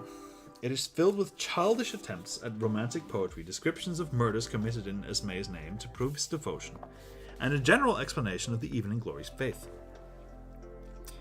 The last entry mentions that he looked upon the painting of Tatiana Fedorovna that Esme keeps, and that he believes that Esme is more attractive as she is now. Nonetheless, he will still love her once she is transformed into a creature of the night with Tatiana's likeness. The weapon racks are empty, though Janos has hidden his key to the secret door in Area 4 behind one of them. It can be found with a successful DC 15 Wisdom Perception check. And Janos Anatal carries 100 gold pieces in Barovian currency, a potion of healing, and one of the 2 keys needed to open a door to Area 8. Area 4. The library. The 3 walls opposite the door are covered in shelves of tomes, scrolls, and small framed paintings. The room is overpowered with the smell of spices coming from a brazier hung above eye level in the center of the room. A fountain is built into the center of the northern wall, depicting a woman crying, her tears collecting in the basin. A stone cup rests on the lip of the fountain. This library is a treasure trove of information, though much of it is second-hand or conjecture concerning Strahd von Zarovich, his brother Sergei, Tatiana Fedorovna, and the Amber Temple. It is also one half of the puzzle to find the hidden stairs. The lit brazier provides dim illumination along with some minimal warmth. The brazier is filled with a spicy incense that permeates the room. The scent is not unpleasant, but is overpowering. All wisdom perception checks made based on smell are made at disadvantage. Anyone succeeding on a DC 20 wisdom perception check notices a faint acrid smell in the room as well, which is the fountain. Fountain. The statuette of the woman in the fountain bears a strong resemblance to the paintings of the woman around the room, which is Tatiana. The liquid is cold and clear. Unfortunately, it is also cursed. The mountain spring that feeds the fountain is transmuted into a strong acid. Anyone coming in contact with the acid takes 22 4d10 acid damage. A successful DC 15 Constitution saving throw halves the damage. The fountain radiates magic if checked for. Oh, hi, friend. He's lying down. Little Gigi is lying down there. A successful DC 15 Wisdom Perception check notices faint scuff marks on the floor, suggesting that a shelf on the eastern wall can be moved. The shelf rests on hinges and can be easily slid open to reveal a door. In the center of the door, there is one indentation in the shape of a keyhole. There is no actual keyhole to insert a lockpick into or even visible mechanisms to access, so the key must be found. Unknown to the characters, the door is locked by 2 different magically controlled locks, one controlled here, and one controlled by the secret door in Area 7. If the key found in Area 3 is pressed into the indentation, there is an audible click of a lock disengaging. Unfortunately, this also activates a magical trap and does not unlock the second door. The second lock is only disengaged by unlocking the secret door in Area 7. If a character attempts to open the door without having disengaged the second lock, a cloud kill, DC 15, fills the room and lasts for 10 minutes. The cloud does not expand out of the room. A successful DC 20 intelligence investigation check can locate the trap, and a successful DC 20 dexterity thieves tool can disable the trap once it has appeared, but this does not open the door. A dispel magic or similar effect suppresses the trap and the magical lock for 10 minutes, but leaves the metal rods that extend from the door into the walls and floors in the locked position, so the door cannot be opened.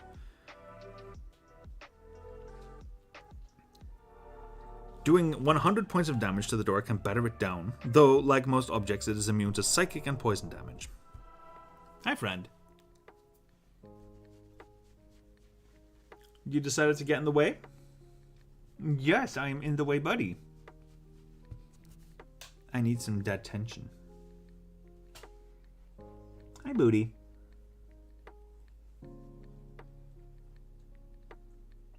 Little fur friend. Very thirsty fur friend, I can see.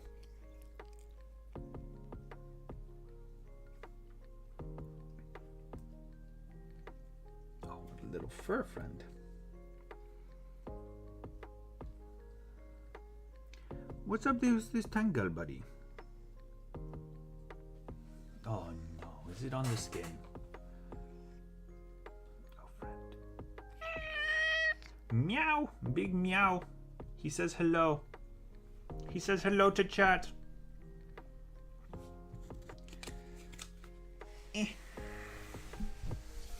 Ba-da.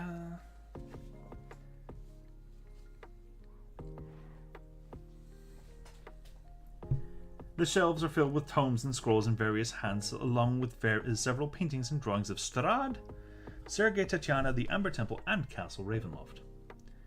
A character may search the library for useful information, taking 10 minutes. For every 5 points the character gets on an intelligence investigation check, they receive 1 unique piece of information until there is no more information to find. For example, a character that rolls a 17 on the check would learn 3 things. Strahd fell in love with his brother Sergei's betrothed, a woman named Tatiana. She died before Strahd could possess her. There are more pictures of Tatiana than any other person or place. In some of the pictures, she can be seen sitting in front of a powder box while admiring herself with a hand mirror, combing her hair with a silver comb, or dressed in a fine gown with matching gloves. Strahd is cursed to live forever, and in each generation, Tatiana is reborn and will die.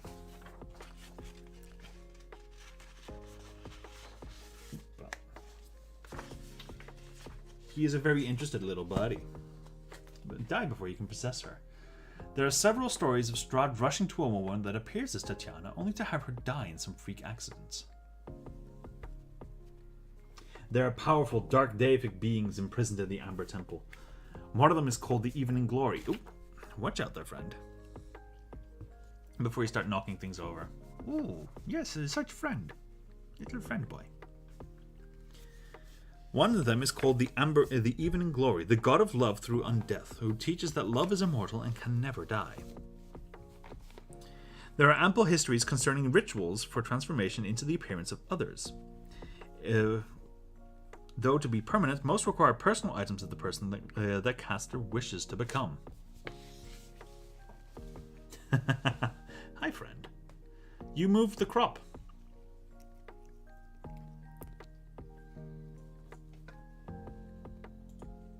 What a little buddy. I'm going to use you as my placeholder.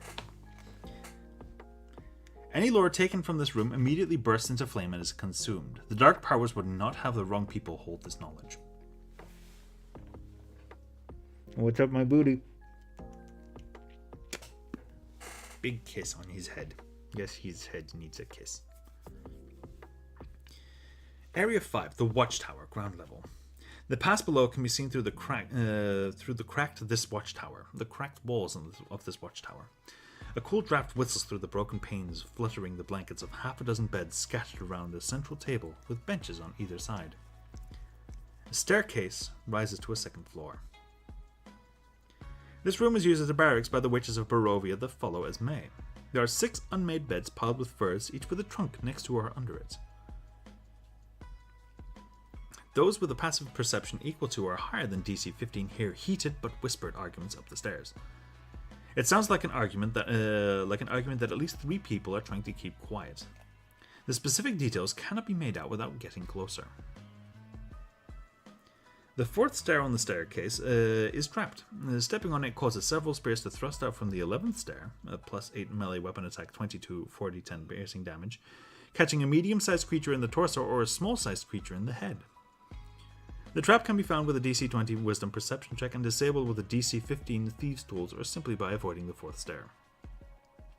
If the trap is deployed, it makes enough noise to alert the enemies in Area 6. The characters may search through the trunks to find several sets of clothes to fit male and female humans, as well as some personal items, including a number of personal knickknacks, jewelry, and loose coins total a worth of 150 GP. Getting to them requires successful DC 15 Dexterity Thieves' Tools checks. Okay, the Watchtower upper level. An arcane circle and pentagram symbol dominates the center of this room, each point illuminated by a tall iron candelabra. A table on the northern wall covered in paper, books, and candles and bottles. A painting of Lord Strahd is on the western wall. The Barovian witches use this room as a general ritual chamber. When the characters arrive, Nicolaus Salahori is here with a few other members of Esme's retinue, 2 Barovian witches and 2 thugs, that have begun to have second thoughts about their mistress's plan. Nicolaus is the senior-most member of the band after Esme, and he believes that pretending to be Tatiana is quite likely betrayal of their ultimate lord and master. Of course, that being Strahd. He is trying to convince the others that they should flee Esme's service and warn Strahd of her betrayal. So, the thugs here, if it's a strong party, the thugs are replaced with goblins. If not, I have to replace 2 Barovian witches. Nicolaus. What does Nicolaus have?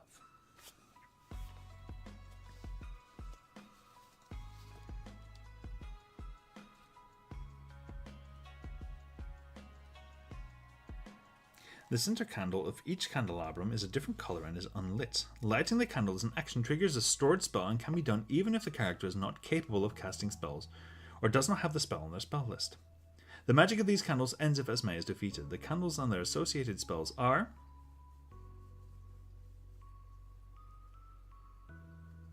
Black Phantasmal Killer, Blue Witch Bolt, Green Sea Invisibility, Purple Dominate Person, Yellow Dispel Magic. The spells are cast using Esme's spellcasting ability, +9 spell attack DC 17, using a 5th level spell slot. If the spell requires concentration, the finger lighting the candle must maintain concentration. The creature lighting the candle chooses the target of the spell. And of course, the painting of Lord Strahd von Zarovich is enchanted such that the Dark Lord can look through its eyes at his whim. Those in the room may attempt a DC 20 Wisdom Insight check to get a bad feeling when he watches. And there is a pentagram. Any creature standing in the 15-foot diameter symbol on the floor has advantage on attack rolls and saving throws against any foe with Touched by the Mist's story awards. Any creature with a Touched by the Mist story award that enters the symbol must succeed in a DC 15 Charisma saving throw to leave the circle. The symbol can be destroyed by using an action by any character without the Touched by the Mist story award. The table, and there's the work table, which is which details a number of quasi-religious rituals for the worship of Strahd and the Evening Glory. It also has a wide selection of magical spell components worth 120 gold pieces and the spellbook of one of the witches. If the characters negotiate to have the witches leave, they take the spellbook and components with them. The witches are close to being swayed by Nicolaus's words, but when the characters enter, they are immediately on the defensive and prepared to fight. If a character immediately shows that the party means no harm, they are willing to talk. They know that if successful, Esme will take an undying version of Tatiana's form and plans to use that shape and the Evening Glory's power to seduce Strahd. Appeals to Strahd's unquestioned authority or threats that Strahd will take vengeance against the witches may sway them to avoid combat and flee. If a character succeeds on a DC 25 Charisma, Intimidation, or Persuasion check, the witches gather up their belongings and flee the keep. The DM should award advantage for particularly good role-playing. Nikolaos will go so far as to give the characters the key to the secret door in Area 7 and tell them where to find the door, though he neglects to tell them of the trap. Fearing Esme's wrath, they refuse to help fight her. They know that the power of the Evening Glory is immense. They will say that Esme has already begun the ritual in a chamber above the Great Hall, and if the characters wish to stop her, they will have to hurry. If the characters refuse to let them leave or take their belongings, or fail to convince them, they attack. If Nikolaos and at least 2 of the others are dead, the remaining enemies can be forced to surrender.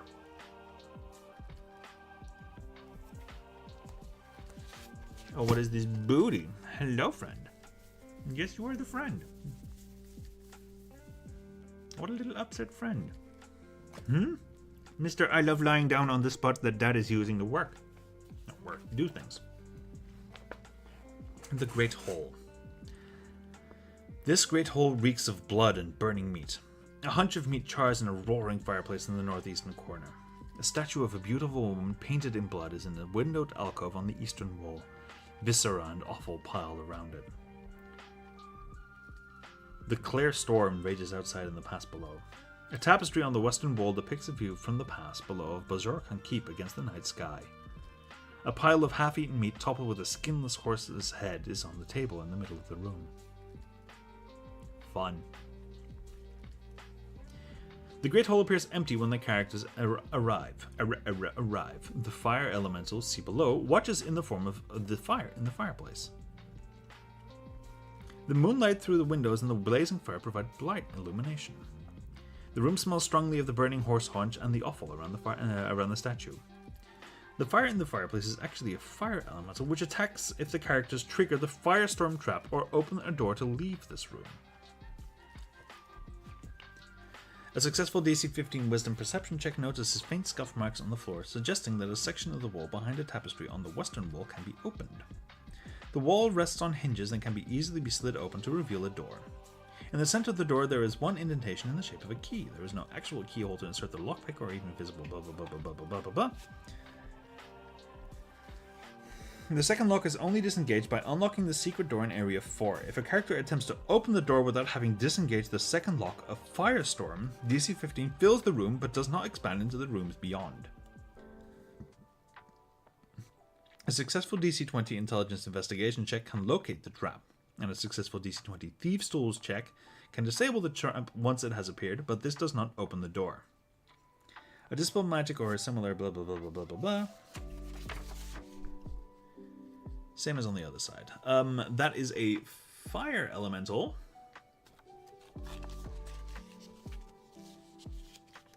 Fun. A fire elemental. It's been a while since I've used one of those. Hi, buddy.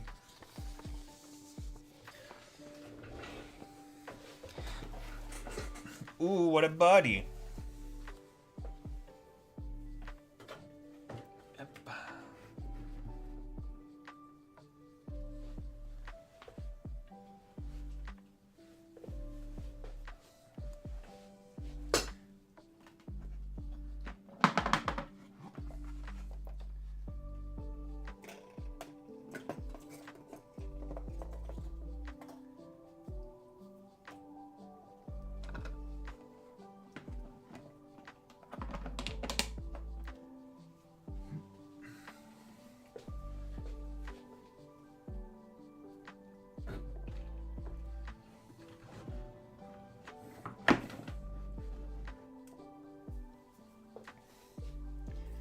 Fire elemental.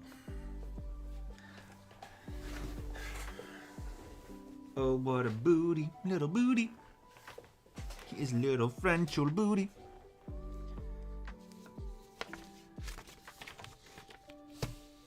The secret stairs, ground level. Beyond the secret door, there is a large landing with a spiral stair rising through the ceiling above. The von Zarovich heraldry is carved large on the northern wall. A statue of Tatiana is in the alcove, surrounded by the bloody offal of a slaughtered horse. On its chest, painted in blood, is a holy symbol of the evening glory. A hand with a heart in the palm. Placing one hand on the holy symbol causes the victim to collapse prone on the floor and rapidly experience the myriads of deaths experienced by Tatiana. Falls, crushing, stabs, poison, etc., etc., all in a swift succession. It is a confusing and painful blur until it ends with an image of her standing on the mountainside before Bajorkan Keep in a long black sleeveless gown whose bodice was decorated in black lace. Around her neck is a black ribbon from which dangled a silver wolf's head. She smiles and turns as if seeing the character raising a hand in greeting, a bloodless heart-shaped cut through her palm. This experience takes one round and requires the character to succeed a DC 15 Wisdom Madness saving throw or gaining one level of Madness. And here I just run a Fire Elemental.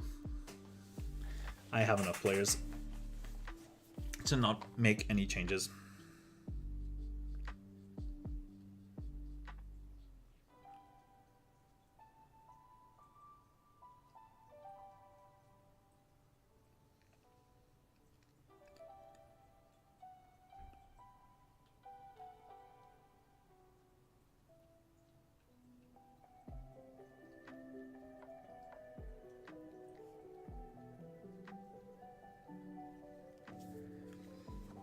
Notification was received. The spiral stairs come to another landing with a door in the eastern wall and another bas-relief carving, this one of a pentagram in a circle with a snarling wolf's head in the center on the northern wall.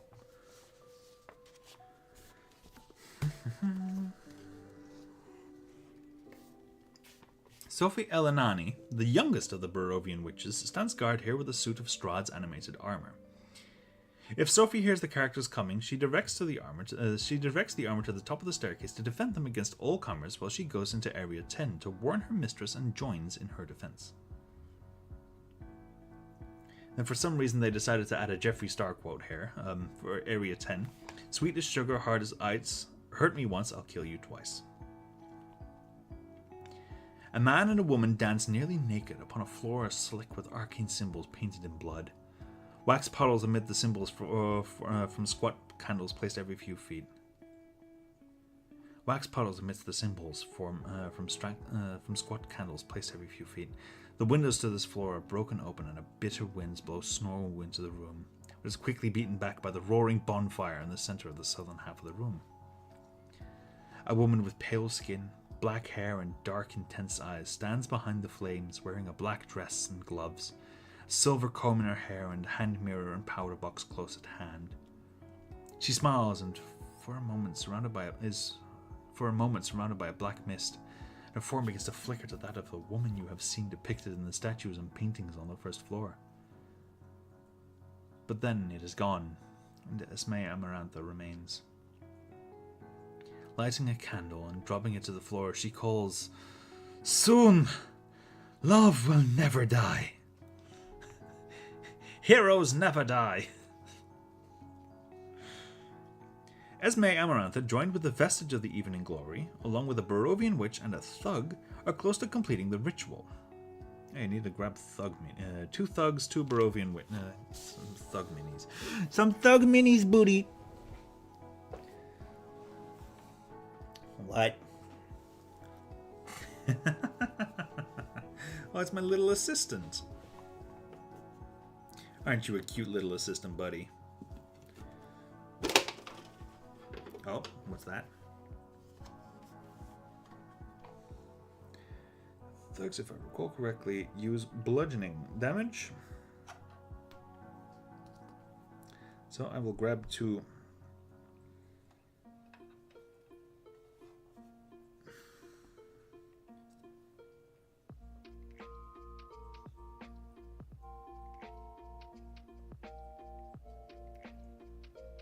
Fellows that deal bludgeoning damage.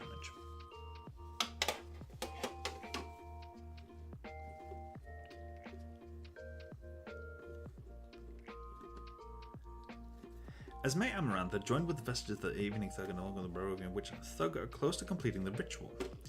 When the characters enter, they attack. The thug moves to engage immediately, and if warned, the witch has already cast Ult herself and does the same. If not, she relies on supporting the thug. Esme tries to keep at range and uses her spells to great effect. In order to keep the ritual going, she must use one action every round for 10 rounds while possessed by the Evening Glory, either her own or a legendary action. If she cannot do so, the ritual is disrupted. In addition, she saves her legendary resistance ability for effects that prevent her from casting the ritual, banish her, or exercise the Evening Glory. The DM should make clear that magical power is building and the flickering between Esme and Tatiana's bodies are accelerating, and it is clear that she is staying Tatiana longer and longer. A clock is ticking. And the moonlight through the windows and the blazing fire provides bright illumination.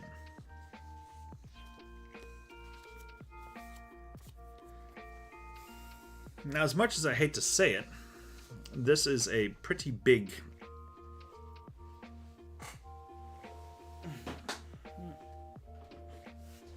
She is a very powerful and potent magic caster.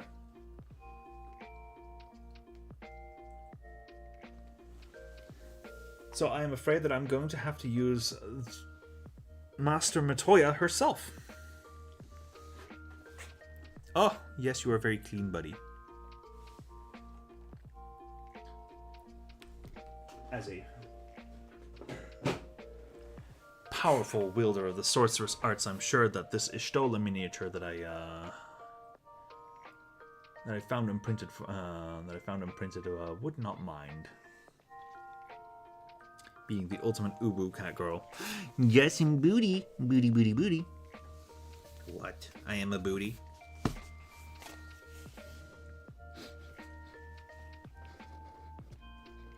Yes, you are a booty. I give him little sniffers. He needs lots of sniffers. Yes, buddy. Now, this is going to be a very fun combat encounter to run. For weak parties, remove one thug, remove Esme's 7th level spell slot. It takes Esme 12 rounds to complete the ritual. Alternatively, I can have to add a Barovian Witch. It'll take Esme 9 rounds to complete the ritual. Blah, blah, blah, blah, blah. If warned by Sophie Elanani from Area 9 of the character's approach, the Evening Glory blesses the thugs and witches in the room. They are affected as though they are the targets of Bless, plus 1d1 on attacks and saving throws, Blur, disadvantage to be hit by attacks that rely on sights, and False Life, plus 15 hit points. If the Evening Glory is exercised, these effect ends. If the Evening Glory is exercised, read the following boxed text. Presenting the locket and loudly demanding the Evening Glory leave Esme, a black mist pours from the witch's eyes, mouth, and ears. The mist forms into the transparent image of a pale blonde woman with icy blue eyes and bloodless hearts cut through her hands. She looks sadly towards Esme and then flows into the locket.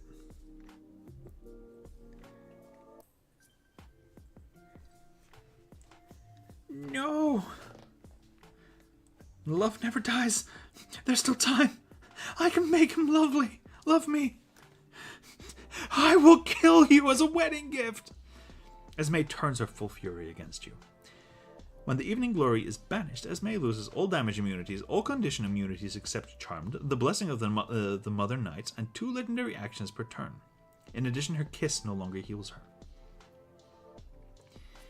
If Esme can be defeated, the characters find expensive candles inscribed with a symbol of the Evening Glory worth 250 gold pieces, jewelry worth 1,000 gold pieces, an ivory icon of the Evening Glory worth 200 gold pieces, and a painting of Tatiana worth an additional 200 gold pieces. In addition, Tatiana's gloves, comb, powder box, and hand mirrors are each worth 25 gold pieces, and in addition, Esme wears braces of defense and has a spellbook.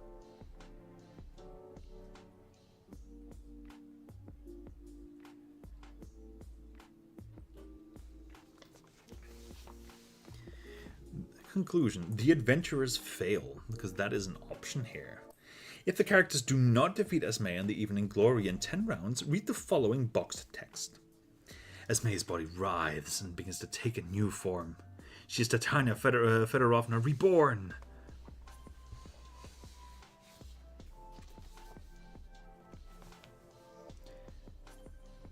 Looking at you with a crooked smile and blood-red eyes, she gives a fully throated laugh in a whole new voice. Pointed fangs are clearly visible. You have failed. Love lives forever. With that, Esme shifts form into a bat and flies into the night. The characters did not defeat Esme, and so the lands of the Quivering Forest do not return to Faerun. The characters must find their own way home.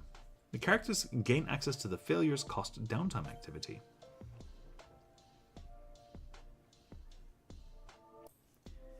Or if you succeed, alternatively, moments after Esme and her followers are defeated, her schemes begin to unravel immediately. You feel a painful pulling upon you as though you suffer a great heartbreak, a mixture of longing, sadness, and joy. Mists rise up from the floor, swirling around you. Instead of smoke and candle wax, you smell the sense of spring. By undoing Esme's schemes, the characters, NPCs, and locations from Faerun are no longer bound to the domain of dread. All of them return to where the mists took them from. Soon people around Flan begin to speak of the characters' deeds in fighting the creatures of the mist.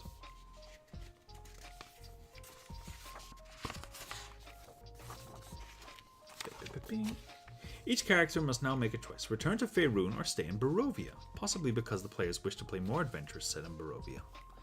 If the characters wish to leave, they gain the Escape from the Demiplane of Dread story award and wake up in the Quivering Forest, not far from Flan. It is spring and they are in Faerun again.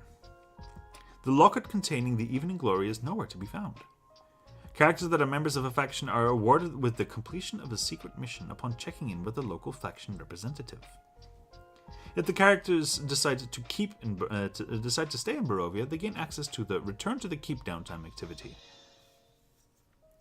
Whether the characters stay or not, they gain the True Meaning of Love story award.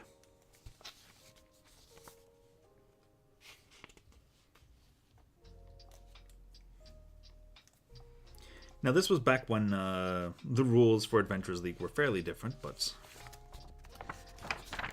at this point the rules are fairly straightforward. Everyone gains braces of defense, the relevant potion of healing or greater healing, spell scroll, witch's spellbook or Esme's spellbook. They gain the downtime activities failures cost. Without succeeding in returning to the portions of Faerun that were swept into Barovia, you must seek out alternative measures. At any point after this adventure, you may spend 40 downtime days and 250 gold pieces traveling back to Faerun with the family of Vistani. You gain the Escape from the Demiplane of Dread story award. Now, returning to the Keep success. If you choose to wait to return to Faerun, you can spend 5 downtime days to return to Berserk Keep at any time. The mists are still there, and when you finally choose to return to Faerun, you gain the Escape from the Demiplane of Dread story award. Beep, beep, beep, beep.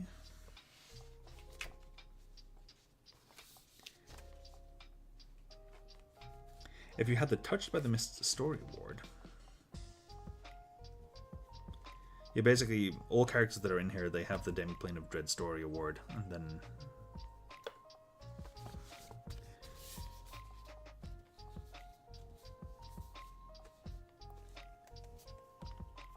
the True Meaning of Love.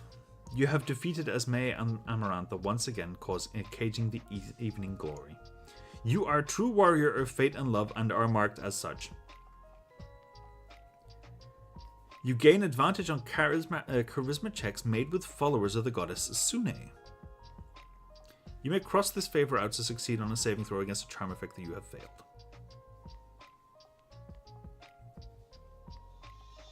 Okay. What? You have a tangle here. And you know that I hate that you have tangles. Now, they're going to be removed all on Tuesday. There is a very nice lady that you know already. She is going to be coming to remove these tangles from your sidesies. Yes, booty. Now, unfortunately, this is all the adventure prep that I need to do. I've drawn the maps.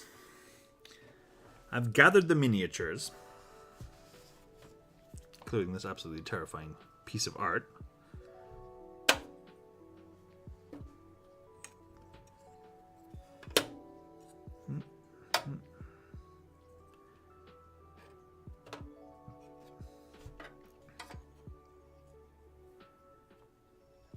this bloke. Yeah, he fits in there. However, with my feline companion here sitting in the way, unfortunately, I fear that kind of cuts short any plans I might have to continue streaming. And make the second map, or the third map, rather. So I think that's going to cut it. That's going to call it for today. We have been live, according to you, buddy. According to YouTube, we've been live for about 3 hours, and according to OBS, that is about correct.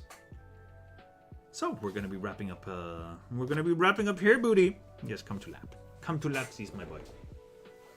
Meow, no. Although if you were here, we could always continue. If you were here on the lap, then we could always continue.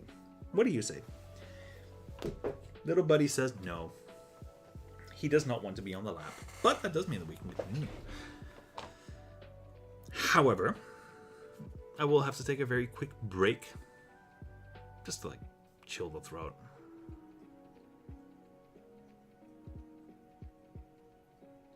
Yeah, we'll do that. We're going to take a break. Actually, no, it's 11 o'clock-ish, and I want to be able to get my sleep schedule back in order, because the past few days have been fairly fucky for it. Or this week, according to Pokemon Sleep, my sleep schedule this week is absolutely nuked. It's multiple days in a row of yeah, no, you're going to bed at 3 in the morning and falling asleep at 3:30 or 4 o'clock, and you are not getting enough sleep and blah blah blah.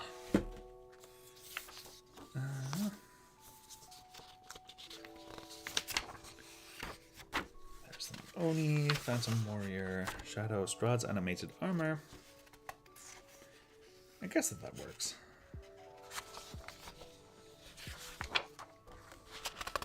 We had that little witch girl.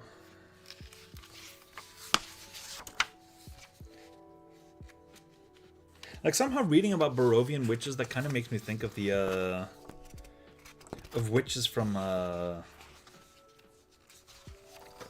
Emblem Echoes. But just to give you guys an idea as to how absolutely screwed I'm going to be in terms of keeping track of what Esme Amarantha is capable of doing. Allow me to read out loud for you. Esme Amarantha is a medium humanoid human. She's chaotic evil, has a natural armor class of 16 and 120 hit points. 16d8 plus 48. She has a 30-foot speed. Stat blocks, she has a plus 5 to intelligence, plus 3 to wisdom, plus 8 to charisma. And her saving throws are wisdom plus 7, charisma plus 8. She is resistant to bludgeoning, piercing, and slashing damage from non-magical weapons. Is immune to cold, fire, necrotic, and poison damage. Is immune to the charmed, exhausted, frightened, grappled, paralyzed, petrified, poisoned, prone, restrained, and unconscious conditions. Has a plus 13 to Arcana, plus 13 to Religion. And dark vision out for 60 feet, passive perception of 12. And she sees through all forms of darkness. She can speak Abyssal, Common, Draconic, Infernal, Sylvan, or telepathy, and is telepathically capable of communicating out to 100 feet. A challenge rating of 11. And it appears that this stat block is copied from, or some of these things are copied from someone else, because Omu is not a character here. Darkness breeds darkness. Omu has advantage on ability checks and attack rolls against characters with the Touched by the Mist's story award. Similarly, such characters have disadvantages on any saving throws made against Omu. Esme has the blessing of Mother Night. She is shielded against divination magic as though she was protected by a non-detection spell. She has 3 legendary resistances, and she has a vestige of the Evening Glory. If Esme fails a saving throw against the magic lockout and has no more uses of legendary resistance, the Evening Glory is pulled from within her. She loses all damage immunities, all condition immunities except Charmed, Blessing of the Mother Knights, and 2 legendary actions per turn. In addition, her kiss no longer heals her. Esme is a 13th level spellcaster. Her spellcasting ability is Intelligence, a spell save DC 17, plus 9 to hit with spell attacks. She has the following wizard spell prepared. Acid Splash, Firebolt, Light Mage, Hand Prestidigitation, Charm Person, Magic Missile, Shield, Witch Bolts, Crown of Madness, Hypnotic Pattern, Misty Step, Counterspell, Dispel Magic, Firebolt, Lightning Bolt, Blights, Everard's Black Tentacles, Polymorph, Cloud Kill, Disintegrates, and if the party is not low enough level to skew that combat encounter, she also has Finger of Death. She has a multi-attack, allowing her to make 3 attacks with her Kiss, which is a plus 8 to hit, reach for 5 feet, 1 target, does 3d6 plus 4 psychic damage, and the target must succeed in a DC 16 Wisdom saving throw or be charmed. The charmed effect regards Esme as his or her true love to be heeded and protected through violence against others if need be. Although the target isn't under Esme's control, it takes Esme's requests or actions in the most favorable way it can. Each time Esme or Esme's companion do anything harmful to the target, it can repeat the saving throw, ending the target on itself with a success. Otherwise, the effect lasts 24 hours until Esme is destroyed, is on a different plane of existence than the target, or takes a bonus action to end the effect. Esme heals half of the psychic damage done. I'm going to have to keep track of that.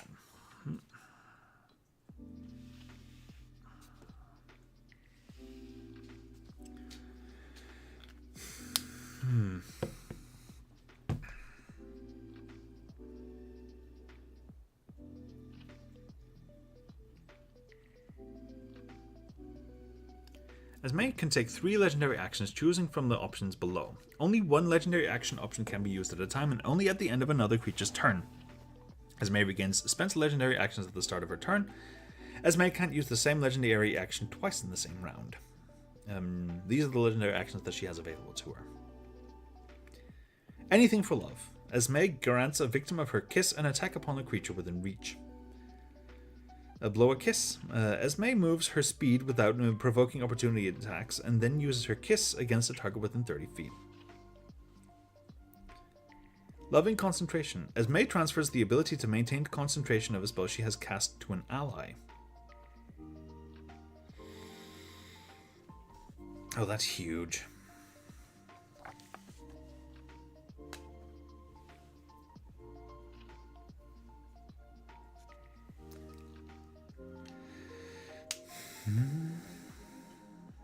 Love's Flickering Flame. Esme lights a candle with which casts a cantrip at a target of her choice, and ritual casting. Esme maintains a transformation ritual. She does this once per round.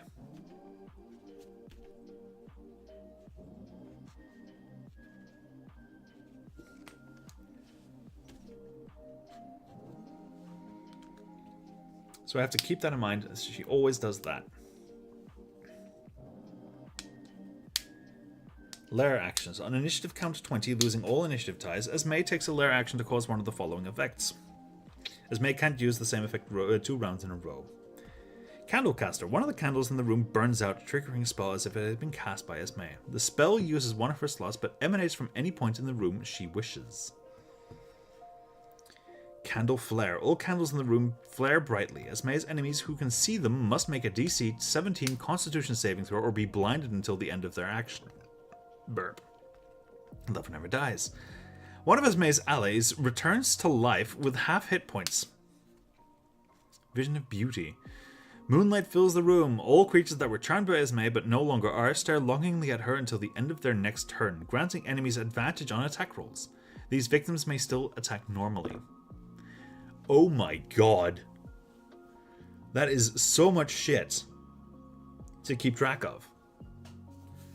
Like, I can just outright... This is going to be a bloody session. A very bloody session. Yeah, Glenmere. Oh, that's her. Yeah.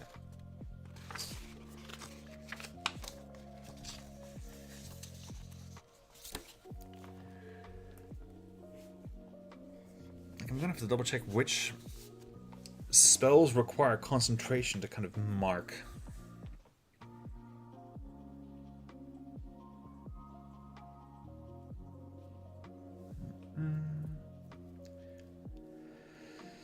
Charm person?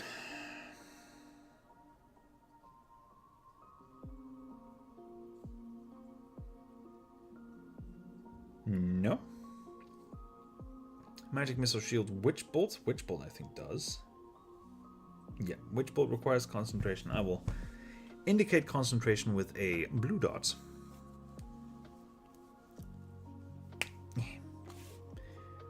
Boop. Crown of Madness, hypnotic pattern, misty step. Crown of Madness requires it. Must succeed on a wisdom saving throw or become charmed by you for the duration. While the target is charmed in this way, a twisted crown of jagged iron appears on its head and a madness glows in its eyes. The charmed creature must use this action before moving on each of its turns to make a melee attack against a creature other than itself that you mentally choose. The target can act normally on its turn if you choose no creature or none are within reach. On your subsequent turns, you must use your action to maintain control over the target or the spell ends. Hypnotic pattern is also concentration. Misty Step is a bonus action. Counterspell is reaction. Dispel magic is just an action. Fireball is an action. Lightning bolt's an action. Blight. Necromantic energy washes over a creature of your choice that you can see within range, draining moisture and vitality from it. The target must make a Constitution saving throw. The target takes 1d8 necrotic damage or on a failed save, or half as much damage on a successful one. If you target a plant creature or a magical plant, it makes the saving throw with disadvantage, and the spell deals maximum damage to it.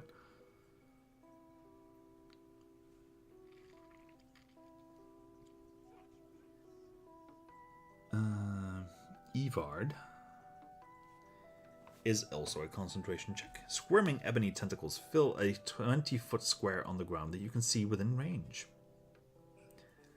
For the duration, these tentacles turn the ground into in the area into difficult terrain. When a creature enters the affected area for the first time on a turn or starts its turn there, the creature must succeed on a dexterity saving throw or take 3d6 bludgeoning damage and be restrained by the tentacles until the spell ends. A creature that starts its turn in that area and is already restrained by the tentacles takes 3d6 bludgeoning damage. A creature restrained by the tentacles can use its action to make a strength or dexterity check, its choice against your spell save DC. On a success, it frees itself. Polymorph is also concentration, I'm sure. Yes, it is.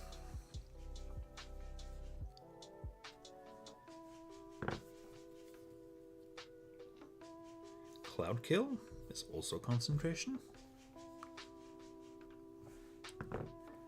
Like, honestly, the fact that she can transfer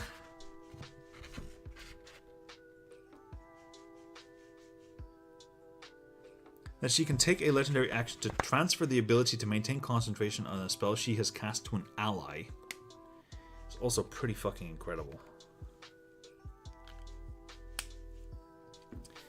Disintegrate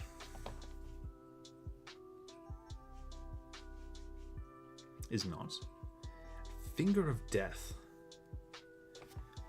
You send negative energy coursing through a creature you can see within range, causing it searing pain.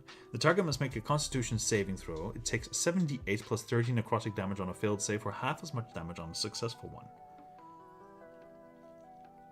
A humanoid killed by this spell rises at the start of your next turn as a zombie that is permanently under your control, following your verbal orders to the best of its ability.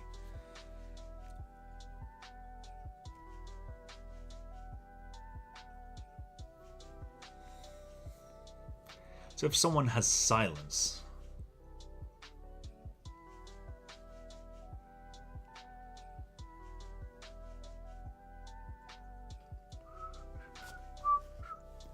that is going to be very fucky. But as I mentioned earlier, before we went into the entire mess that is this stat block of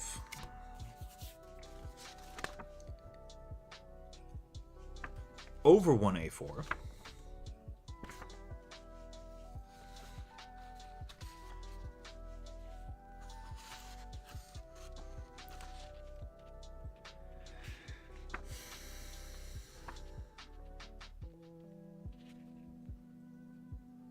yeah, like it's a double-sided A4 that I would need to be able to print out this entire mess of a stat block. She is going to be a very hard encounter to run. But with that being said, I am done for tonight. Thank you all very much for watching. Very much appreciated. Next time that you see me, things will probably look a very good bit different. I will probably try to change up some of the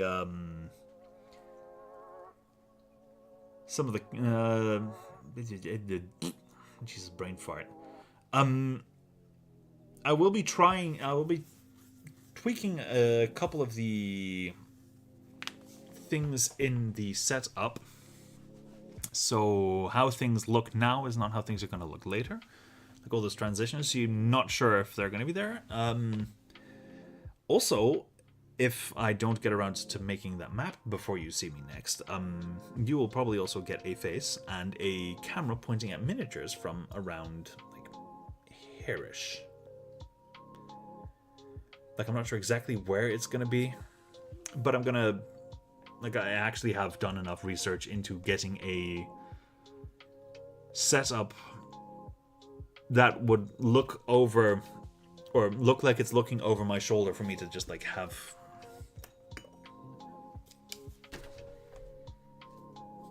a miniature that I'm painting.